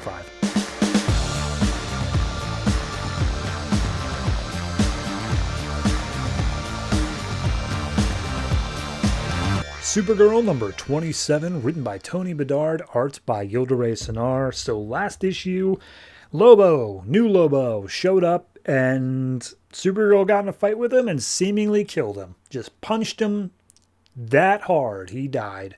So we open up this issue in the block where all of the different copies of Shea Veritas but they're not copies. They're employees. I don't know. They're doing an autopsy on Lobo, and they are super excited about this. They're just like, oh my God, can you believe we're actually operating on a Zarnian? Like, I thought these things were immortal, but this dude is deader than a doornail. And Supergirl and the real Shay are looking on, just being like, I didn't mean to kill him. I meant to punch him real hard, but like, I didn't know I was going to kill him. And Shay's like, hey, don't worry about it. That dude was a dick. He like killed a bunch of people. The universe is better off without him. And she's like, I don't know what came over me though. He hit me. And then I just had this blinding red rage and I'm just so angry about it. And I don't even know. And she freaks out yelling, I don't even know my own strength, which apparently the supersonic frequency of it shatters the glass. And the doctor's doing the autopsy, like, I'm sorry, do you mind? We're trying to do something in here. He's like, all right, sorry, I'll take her away. So they start walking down the hall. And Shay's like, look, you lost your powers when you were doing Krypton Returns. Like, maybe this is just a fluctuation thing. You didn't know your own punch there. It's no big deal. Like, I've always wondered what it was like for a Kryptonian feeling like you have to walk on eggshells the entire time you're here. But, you know, as long as you're down here, it's something, at least, right? At least you're free to travel. And she's like, what do you mean? Don't you ever leave the block? And she's like, no. Let me give you the bare bones of my backstory here. So she says, I worked in the block. It was an outer space thing before. Then all of a sudden we opened up a portal to something called the Eternal Maelstrom. It caused a lot of weird things happening. But your cousin, Superman, he came in. He tried to save the day. He did great. Don't get me wrong, fantastic. However, there were two consequences. Consequence one, every single person in the facility had their genetic code copied to match mine. Very confusing, don't ask. And secondly, I'm now trapped at the center of the earth, and we're out of phase with, like, the universe, and therefore I can never leave this place, otherwise space and time will tear itself apart. So we cut back to the med lab. And these scientists are cleaning up and all that. And they're just like, Jesus Christ, man. These super people, every time they stop down here, some horrible thing happens. And it's like, well, hold on. Superman's the one who saved us. And he's like, pshaw, definitely not worth it. So as they're talking about it, Lobo takes all the instruments out of his chest behind them. And he comes up and it's very obviously he's going to kill him. So at that point, Supergirl and Shay are still talking. And Shay's like, hey, look, I don't know that much about your history. Maybe this is something you should call your cousin for. And he's like, nah, I'm not talking to Cal. He doesn't get it. His obligation and duty is set way too high. Like, I was on Krypton. We were there. And he insisted that we had to blow it back up again. The only real friend I have is Shaban. I screwed up that. I don't have any friends. And Shay's like, I could be your friend. I mean, if you give me a chance. So we meet up with Lobo, who's killed these guys, gets all of his gear back, just being like, okay. What in the hell was that blonde girl? Why did she hit so hard? I need some info. So he takes out a thing called a data dagger, drives it into their computer, and it pulls up Supergirl's file and gives all these superpowers she has. And Lobo's like, all right. So she's tough. However, there is a way around it once he gets to the super senses bit. So as Shay and Supergirl continue walking, Supergirl's like, hey, how did you know what a Zarnian was? And she's just like, oh, yeah, I know a lot of stuff about outer space. And I was tracking another Zarnian a while back. I don't even know where he is now. Then all of a sudden, the alarm starts going off. And this little disc rolls up next to Supergirl's foot. And she's like, oh, hey, I think this dropped off of something. And then it lets out an ear-piercing sound, which knocks Supergirl unconscious. And Lobo walks up being like, yeah, see, super hearing, it makes, like, even something that's just a headache for you or me. It, like, knocks them out. So, anyway, I'm going to come after you now, Veritas. And so Shay just starts running. And Supergirl's still unconscious. So Lobo's like, you don't go anywhere, Blondie. I got words for you. So they make their way into this big lab-looking thing. Shay initiates power-up of some fusion device, to which when Lobo enters the room, a giant, like, blinding yellow light starts showing up. And Lobo just walks out after Shay as she makes her way into a containment room where inside there is a being called Blaze. And she's just like, look, I know you're in here. I know something's coming. I'm sorry that I've had you trapped in here, but like maybe you can understand how much of a threat he is that I'm coming to you right now. And Blaze shows up just being like, I understand. You got to let me out of here. And she says in like specifically one word sentences. She says, understands, let Blaze go. And Shay like freaks out a little bit, but before Blaze can do anything, Lobo busts down the door, just being like, I'm sorry, did you really think that turning on that little mini sun thing was going to stop me? And she's just like, what? No, I didn't think it was going to stop you. So Shay then says, who put the contract on me? Why are you here to kill me? And Lobo says, who says I was here to kill you? So at that point, Supergirl gets up, walks down the halls trying to find where Shay is, eventually steps into the room with the mini sun and just immediately feels the power of it. So Lobo comes up saying, look, I just wanted some help finding the other Lobo, the fake one, and I thought you could help me. But now that you've put me through the ringer here, I'm definitely going to kill you. Like, that's just going to happen. And at that point, Shay's like, oh, you don't get it, do you? There's a reason I turned on that mini sun. Here's a hint. It's yellow. So then Supergirl steps into the room, just fully powered up, lasers like busting out of her eyes. And she says, last time I killed you by accident, but this time you've got it coming. So yeah, I mean, it's a solid issue. I enjoy this the whole way through. It gives more backstory for Shay. I'm always up for that because I don't know if this was something that was pre-New 52 and like it was all explored there, but we've been through literally like 3 years, 2.5 years, and like nobody has bothered to explain what in the hell this is down in the Superman books. So I'm glad we got at least a little bit here. As for New Lobo, he's fine here. He doesn't have his little like one-liners. There's no sorry, not sorry. God, I hate that. But I'm okay with this. This is menacing while still having some funny moments to it. That's perfectly fine for a character. Fine for Lobo, that's debatable, but fine for a character. So overall, I'd say this one's probably, honestly, I'm going to give it like an 8.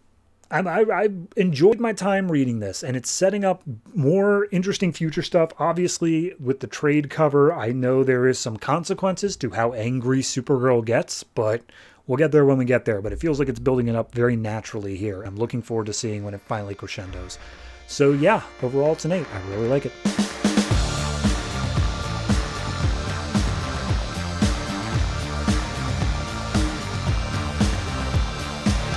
Green Lantern New Guardians number 27, written by Justin Jordan, art by Andre Bresson. So, whatever for the last 2 issues. It's a whole time travel thing, alternate timelines. It doesn't matter for this issue.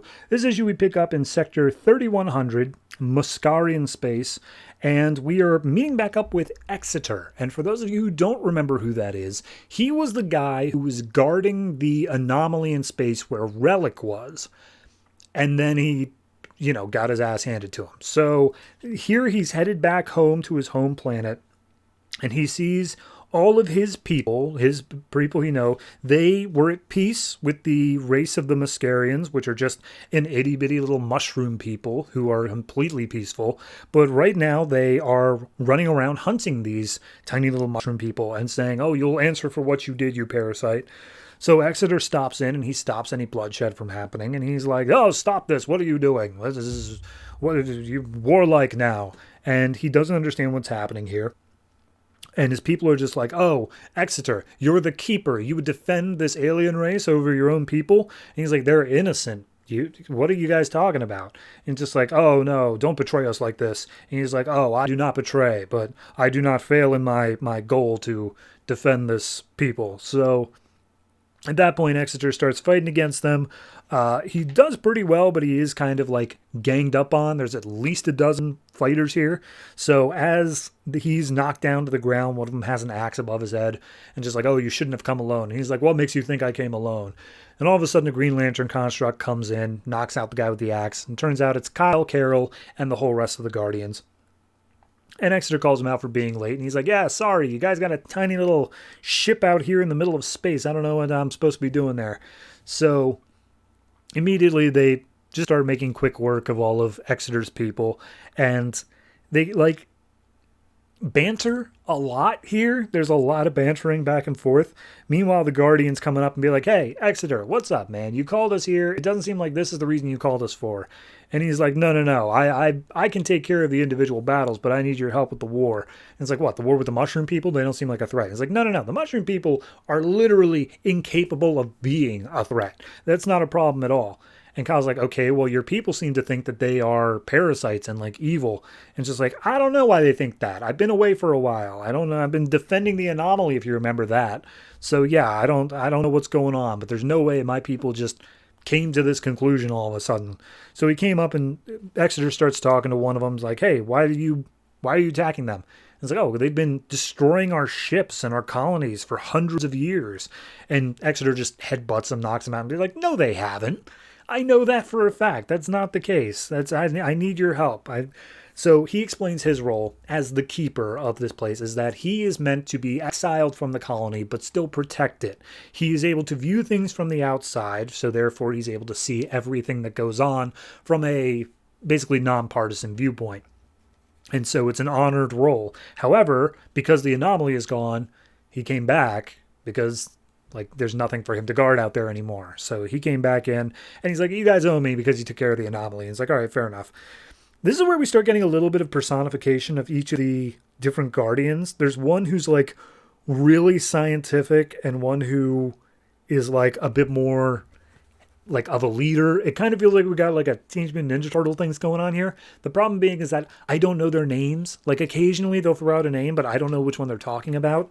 But if like visually you can tell that some of them have specific roles. I think the scientist one is called Yi Cop. So anyway, the Yi Cop, the science one, figures out that each of these people of Exeter's race have had their brains expanded with like an extra chip or something, and someone has hacked into that chip and implanted false memories of the Mascarians starting a war, essentially. So they hop onto Exeter's ship. Kyle and Carol are like, oh, it's kind of nice just not have to fly. That's something that goes unmissed after a while. So at that point, they figure out, wait a minute, hold on, this ship, it isn't actually Exeter's ship, it's part of one Exeter's people. This ship is not of their people. This is something they've gotten from an outside source, and there's no way they could have built it with their own technology. So it's like, okay, well, I'm guessing it has something to do with that. And Kyle points out the window and shows this big, like, huge industry-looking ship outside, and just like, all right, it's absolutely massive. It's like the size of a whole planet, and it's got a military power to conquer star systems. So let's go check that out. And they figure out that this is also where the fake signal is coming from that's implanting fake memories. So they go in. Kyle says, all right, we've got the element of surprise. Let's just open up the door and we'll head out and we'll just attack all of them. But then the door opens on its own and they're immediately jumped by a bunch of what seems to be Exeter's people once again. So Kyle and Carol start bantering with each other, just saying like, you should never make plans. You're like anti-plan man. And Exeter calls him out just like, hey, maybe stop with the romantic banter. And he's like, what do you mean romantic? That's not romantic. We're just friends, right, Carol? Totally just friends. So at that point, they start beating back all the guys. And they basically say like, yeah, they're either trying to keep us from entering or they're trying to kill us. Either way, let's just take them all out. So they make their way out. And as they reach a blocked door, Kyle uses a Red Lantern construct to just bust right through it. And just sitting on the other side is a guy who's like, hi, I'm the bad guy. And it's just like, what? You're just admitting it? He's like, yeah, totally. I definitely did all this. And immediately he just wipes the floor with Exeter. Just done. And Kyle starts wrapping him up in Green Lantern energy. And he's like, okay, here's the thing. I'll explain everything to you. I look like their race because I'm wearing their skin. I am part of a larger being. I'm like a little drone that's being sent of this larger being. And I am solely for the purpose of stoking the flames of conflict so that we can sell military weapons to both sides. And so Kyle's like, oh, you're a warmonger. He's like, warmonger. I like that name. That's a good name. I'm going to use that. So Kyle gets blasted back because this guy's able to somehow just ignore lantern energy. Like he's able to completely take it out. And he starts wiping the floor with all of them. But as he gets distracted because Exeter gets back up and starts fighting, he's like, dude, you're an old man. I am literally, the skin I stole is the guy who was supposed to replace you. So I am literally better than you in every way here. I'm the guy who's supposed to take over. And at this point, as he's about to like choke out Exeter, he's like, look, there's no profit in this venture for you. I've made this war mine. To which point Kyle then stands up being like, oh, you mean the war with your clients? And then all of Exeter's race show up and they start they've overridden the false memories. They've made them aware that this guy put false memories in their head. So immediately they just start laying the physical smackdown on this guy. And there's nothing he can do about it. He's completely like destroyed in seconds. But he is still alive. They don't kill him. They just make it so that this drone is not able to contact the mothership anymore. He's not able to back his data up. So he pleads. He's like, no, please, I have to. Otherwise, like, I will be lost forever. And he's just like, okay. Exeter's like, okay, I don't care. We're going to put you in jail. And if he speaks anymore, we're going to cut off his tongue and nail it to the nearest wall. And so Exeter takes back charge of his people. He once again is the leader. And Kyle's like, oh, yeah, it's glad we could help. And they look at Carol briefly as she's helping do some cleanup. And he's like, she makes a good mate. She's good. She's a good person overall. And Kyle's like, I don't know what you're talking about, man. That's a friend of mine. I don't think of her like that. He's like, yeah, totally. Anyway, get off my planet. I can deal with the rest of this. You guys don't need to be around anymore. And he's just like, you sure? Like, we can help out however you want. And he's like, no. For years I stood alone at the edge of the universe. I thought it was my responsibility alone, but I was wrong. And maybe you should learn the same lesson here. Wink, wink, there's Carol. So, yeah. Just a one and done. Just like we're setting up some other stuff in other places, but we are definitely setting up this idea of Kyle and Carol. Huh? Maybe. Did we ever consider that? I mean, obviously it was being set up even before the relic stuff. But no, it's good, fine, totally solid issue. I don't have as strong opinions on it as I did the previous two, because that one was such like a great setup but a disappointing ending. This one, because it's a one and done, it's just kind of like, all right, you did it the whole way through. It was a story that made sense, and it didn't stand out in any meaningful way, but it does feel like we are looking towards using this as like a groundwork for the future story arc of Kyle x Carol. So overall, I'd say it's probably just like 6.5. It's nothing great. It's nothing standout, but it is laying this groundwork for the larger ideas it plays probably in the future. So yeah, no, 6.5. Don't really have much more to say than that.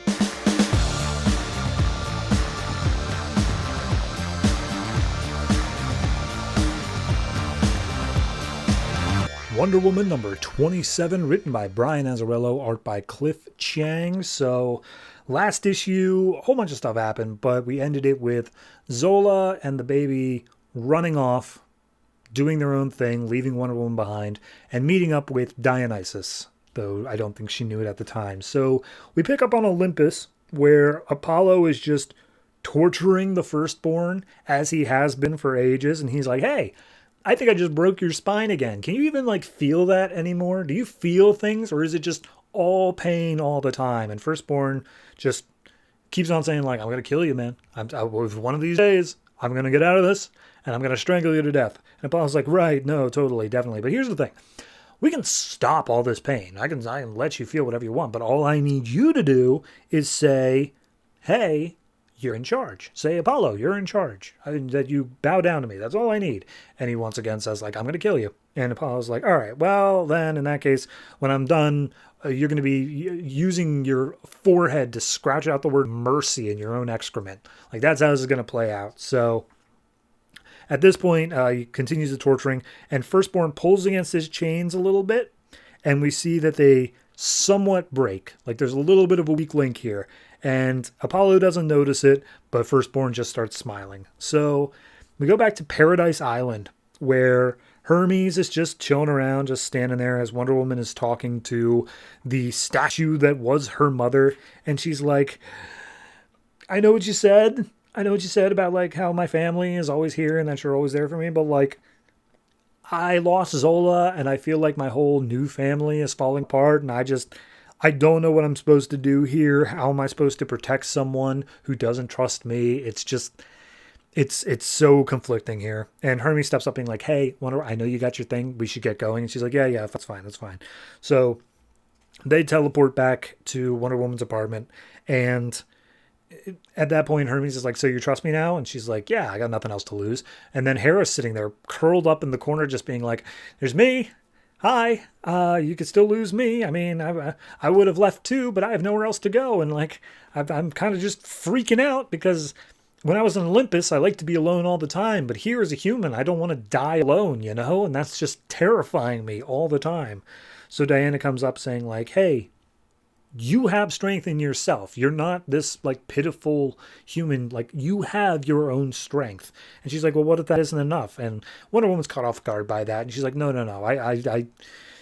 I get it. It's fine. And Hera's like, oh, I want to help with Zola and find the baby. Like, where do we start? And she's like, well, first things first, we're going to need to get some help. So we go to what I believe is France, where Dionysus is basically wining and dining Zola, and it's like, oh yeah, hey, there's you got to try this wine. It's fantastic. And Zola's feeding the baby, and as they're just sitting there talking to each other, Zola's just happy to have someone to like talk to as a normal person rather than all those crazy superhero problems going on. And as they're talking, a bunch of Dio's friends, Dionysus's friends, show up, and it's like, oh, hey, I can't believe I'm finally getting to join you on one of your famous hunts. We're going out on a hunt together. And Zola's like, what do you mean a hunt? He's like, oh, for truffles. Remember what I said last issue? We're going for truffles. So Zola puts baby Zeke inside of a little carrier bag, and they all make their way out into the woods surrounding this little cottage. And Dio's like, oh, don't worry. We're going to find you a truffle. So then we go to the Alps, where Cassandra and her group are still searching for the firstborn. And as they're flying around here, there's like, okay, well, we've got some energy signatures. It's Dionysus, but there's also another energy signature. It must be the child. It must be baby Zeke. And Cassandra's like, yeah, no, that's definitely a child, but unfortunately he's not the main concern. We need to get into Olympus to free the firstborn. And it turns out that all of these people that are working with Cassandra see the firstborn as like God, see him as the rightful ruler of Olympus. So they want him to take charge, and to do so, they need to free him from Apollo. So at that point, they're getting a few signals and stuff like that, matching signals or matching Dionysus' signals. And Cassandra says, hey, wherever they're coming from, let's lock in. Let's go there. Make a course for that area. So they start making their way over there. And Cassandra's just like, oh, yes, leave the plans to me as to how we actually get the firstborn free when it comes to God. So Wonder Woman shows up in Siberia, and she's just marching deep into some woods. And she's like, oh, because of the gift that was given by Strife, I can't track Zola. I have no idea where she is. So I need a hunter. And as she makes her way deep into these woods, she comes against, I believe it's Artemis. And she's like, oh yes, I'm the goddess of the hunt. But like, how dare you show up? You know nothing about godliness yet, Wonder Woman. She's like, you're right. I don't know the manners yet, but this is urgent, and I'm willing to give you something that you want in exchange for your help. And she's like, what could you possibly have that I want? And she's like, a rematch. And Artemis is like, oh, okay. But if we're doing this in my area, it's my rules. And Artemis just immediately turns into a bear and starts wrestling Wonder Woman to the ground. And Wonder Woman manages to like flip her off of her for like a second, but Artemis gets her in like a chokehold and just like, all right, yield. And Wonder Woman's like, I yield, you win, you did it. And she's like, all right, I'm not sure I trust you, but I will at least help you in your hunts because it amuses me. And she's like, all right, fair enough. But she does request one thing, her concession. At some future point, Diana will have to give something that Wonder Woman, or that Artemis wants. And Wonder Woman's like, yeah, no, totally cool, fine. So lastly, we got Firstborn. He's being taunted with water by Apollo, who's gone like full flame mode, and he's just like pouring it in front of Firstborn. He's be like, it's been so long since you've had any water. Doesn't this look good? And it's all just evaporating right in front of him. And he's just like, all you have to do is just pledge your allegiance. That's it. That's the only thing you got to do. And Firstborn says something, and he's like, what? Huh? A little bit louder? And he says it again. He's like, I can't hear you, man. You're going to have to speak up. And Firstborn then just says never, and he snaps the chain right on the weak link and immediately starts strangling Apollo. So cutting back to Dionysus and their whole hunting party, everyone's been drinking significantly, and as they make their way out into the middle of the woods, they say, all right, man, it's hot out here, isn't it? And everyone starts stripping, and Zola's looking out and it's just like, is truffles a euphemism for orgy? And Dio's like, oh, yeah, no, definitely. But you're going to want to pay attention to this. Remember, I promised you a truffle. And you know what's really good at sniffing out truffles? Pigs. And then all of the people, as they start having an orgy, start screaming out in pain and transforming into pigs. And there's horrific little, like, panels in the in-between of, like, right as they're in the middle of the transformation. Horrifying. Truly terrifying. So at that point, Dio's like, see? Pigs are always good for finding truffles. You'll see. And Azula immediately is just like, I'm out. She just runs out into the middle of the woods. Says that she's not going to look back. But as she reaches the edge of the woods, she comes across Cassandra's ship, which has landed now at this point. And it's like, all right, he's here somewhere in the forest. I need you to sniff him out. And we reveal this giant leather-clad BDSM-looking guy that Cassandra calls the Minotaur and says, please control your bloodlust because we need him alive. So, the Minotaur, everybody. I liked it. Solid issue. It's setting up a bunch of different plots as we're moving forward here. We're saying Diana's working with Artemis, and I like this idea that each of the gods is so self-absorbed in their own thing that even if there is a larger plan, they don't care about how it impacts other people. Like Artemis is totally willing to help Wonder Woman, even though she was on Apollo's side earlier. Like it doesn't matter because they're all so self-absorbed like that. On top of that, I mean, the horrific scene with the people transforming into pigs, that's something that's going to haunt me for a while. Beyond that, it's a great issue overall. I think I'm going to give this one an 8.5. Really do like it. The only criticism I'll levy at it is that sequence where Wonder Woman was back on Paradise Island, it just, I don't know, it felt unnecessary. It just felt like we needed Wonder Woman to like open up to somebody, but there's nobody around that she could open up to, and so we just had to have her back on Paradise Island. I don't know. A tiny little thing, doesn't really detriment it that much. Still a solid 8.5.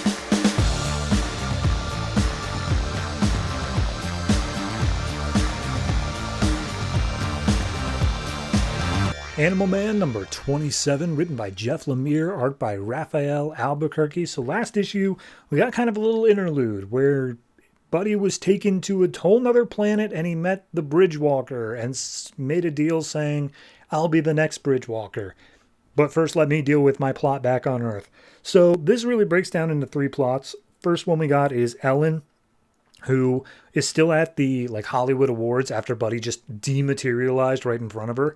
So all the paparazzi are up being like, Miss Baker, is Buddy really disappeared? Like, what's going on there? Did he go out with the Church of Blood? Are your children, even your children, are they just like Hollywood plants? Is any of that true? And as that question comes out, Ellen just starts crying and then immediately turns around and punches that paparazzi guy in the face. So I was like, that real enough for you? So then we go back to the Red. If you remember, Buddy was immediately jumped by the totem who betrayed all the others. And the totem's just like, it's over, man. I killed everybody else. You're extinct. And Buddy's like, oh, no, you don't understand. You sound crazy. You always do. And he snaps the totem's finger and it breaks out. And he's like, whoa, hold on. How are you this strong? And he's like, oh, you didn't know? I was brought up to talk to your boss. I went to a place brand new. And despite the fact that before I've been limited to animal powers, now I have animal powers from literally all over creation, like all over the universe. So he turns into this huge animal beast and it's like, now I've got some big animals. So he starts fighting against the totem like one-on-one, just screaming out, now you're going to tell me where my little girl is. And then plot 3 is, of course, what's going on with Maxine. So as we see, all of the Red is essentially arriving at the Mountains of Muscle, the outskirts of the Red. And everyone's just like, all right, this is it. All the warriors are showing up. We're going to have to make our last stand. They're looking through a telescope and they see Brother Blood and all of the Splinter folk arriving. And just like, all right, this is it. But the number one thing is that we need to protect Maxine because if she goes, the Red has absolutely no chance at all. And as we see down in the caves of the mountains, Socks is basically leading Maxine along. And she's like, where are we going? She's like, oh, we're going to go to the very edge of the Red itself. We're going to go as far away as humanly possible. And she's like, well, what's there? And it's like, I don't know. Nobody knows. No one's ever gone that far. It's a dangerous place to be. But we just need to make sure that Brother Blood cannot get to us. And then Maxine stops and is like, well, what about Cliff? The whole reason we came here was to get Cliff back. And Socks just like unloads for a minute. Just like, I should never have like enabled you to think that was a possibility. Your brother is dead. He's not coming back. Death is like a final thing. You need to get over that. And Maxine just sits down and cries. She's like, I don't want him to be dead. I miss him. And Socks then just takes a breather and just be like, okay, because of your power, I sometimes forget your age. You are so young still, but like, you need to understand how bad the men are that are coming. They will not rest until you're dead, and that means the end of everything. We need to go. So cutting back to Buddy in the middle of the fight, the totem's actually doing a decent job fighting back, but he's like, where'd you get this power? And he's like, oh, I talked to the bridge walker.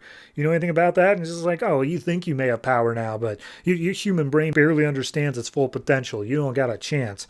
So he's like, he starts choking out Buddy. It's just like, oh, I'm not going to let you get in my way.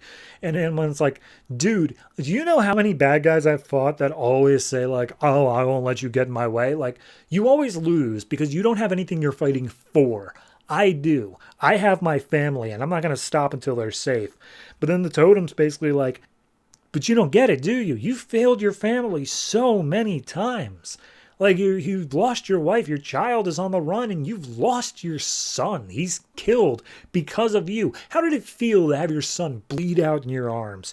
And he just, like, lets out this huge energy blast at Buddy. So we cut back to Ellen's story where she's being led into the police department. And she's just like, I can't believe you guys are arresting me. Like, that guy had it coming. And they're like, oh, no, totally. That guy was a dick. And he totally deserved a punch in the face. But he is pressing charges. So either way, we're just going to keep you here. We're going to put on the show for it. And I'm sure your lawyer will have you out by the morning. But, like, maybe it's safer for you in here because the paparazzi out there are kind of swarming. And Ellen's like, okay, fine, whatever. And the detective makes the point of saying, like, and also your husband, I mean, Animal Man, has disappeared, so maybe let's wait for him to get back as well. And Ellen's like, okay, he's still my husband. She's like, I don't know. I read tabloids. I don't know what's going on. I was like, oh, how about you read something else? By the way, I don't have a lawyer, so can I please get a public defender? So then we get Brother Blood and Co. attacking the Warriors of the Red, and it's just two armies standing off for a second, and Shepard's just like, all right, everyone, hold, and then Brother Blood's like, all right, ready, set, attack, and they all launch into a big attack on each other.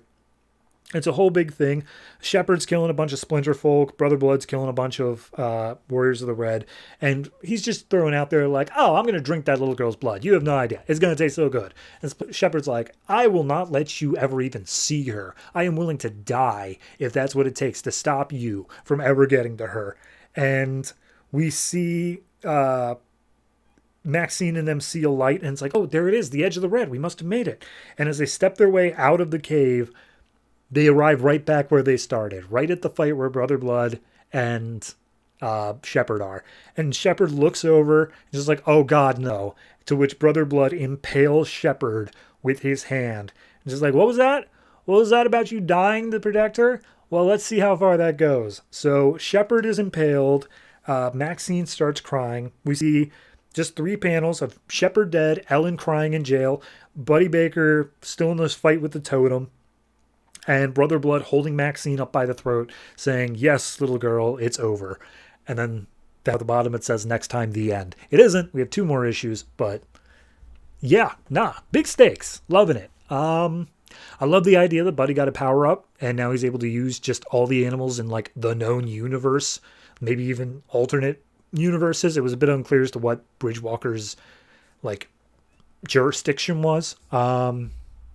No, I was down for all these plots. I think all of them were solid, and it does lead to this feeling of desperation in the end, that there is literally no way out of this. So I'm curious to see how we turn it around. It does feel like it's earned it to this point, and it does feel like a finale. It does feel like we've been building up to all of this throughout, I would say, even as recently as when Cliff died. This feels like there was a first half, which was Rot World, and then the second half was just all building up to this moment. So looking forward to seeing how we wrap that up. Overall, I'm going to give this one an 8.5. Really do enjoy it. I think it's a solid issue, and I really, really, really, really, really hope they stick the landing.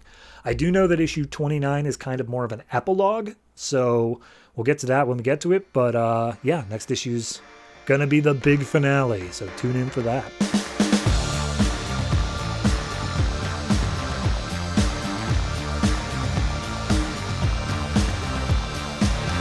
And that's it. That's all the comics from DC Comics this January 22nd, 2014. And when I say that's it, it almost implies, oh, there's not that many. I mean, we managed to make it through.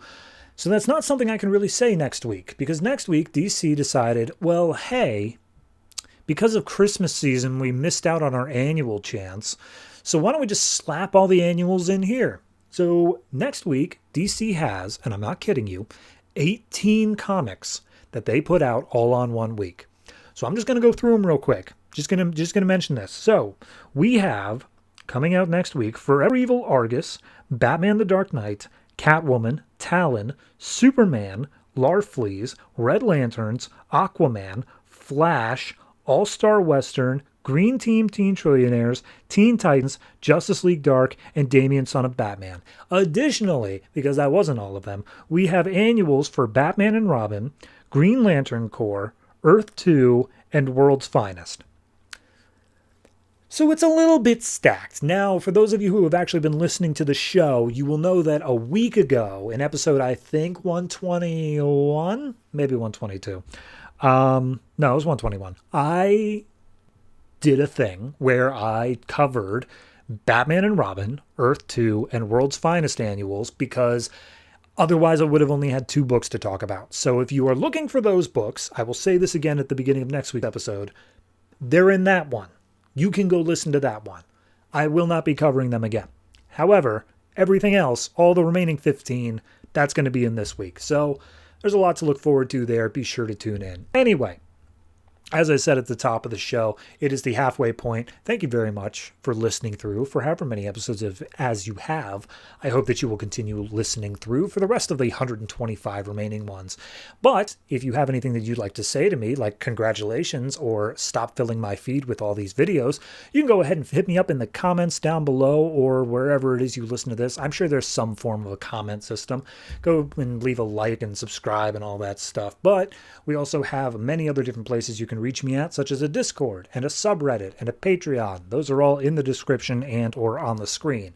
So that's going to do it for me. Be sure to tune in next week for whatever sort of hellscape that's going to bring. And always try to remember, if it ain't broke, don't fix it.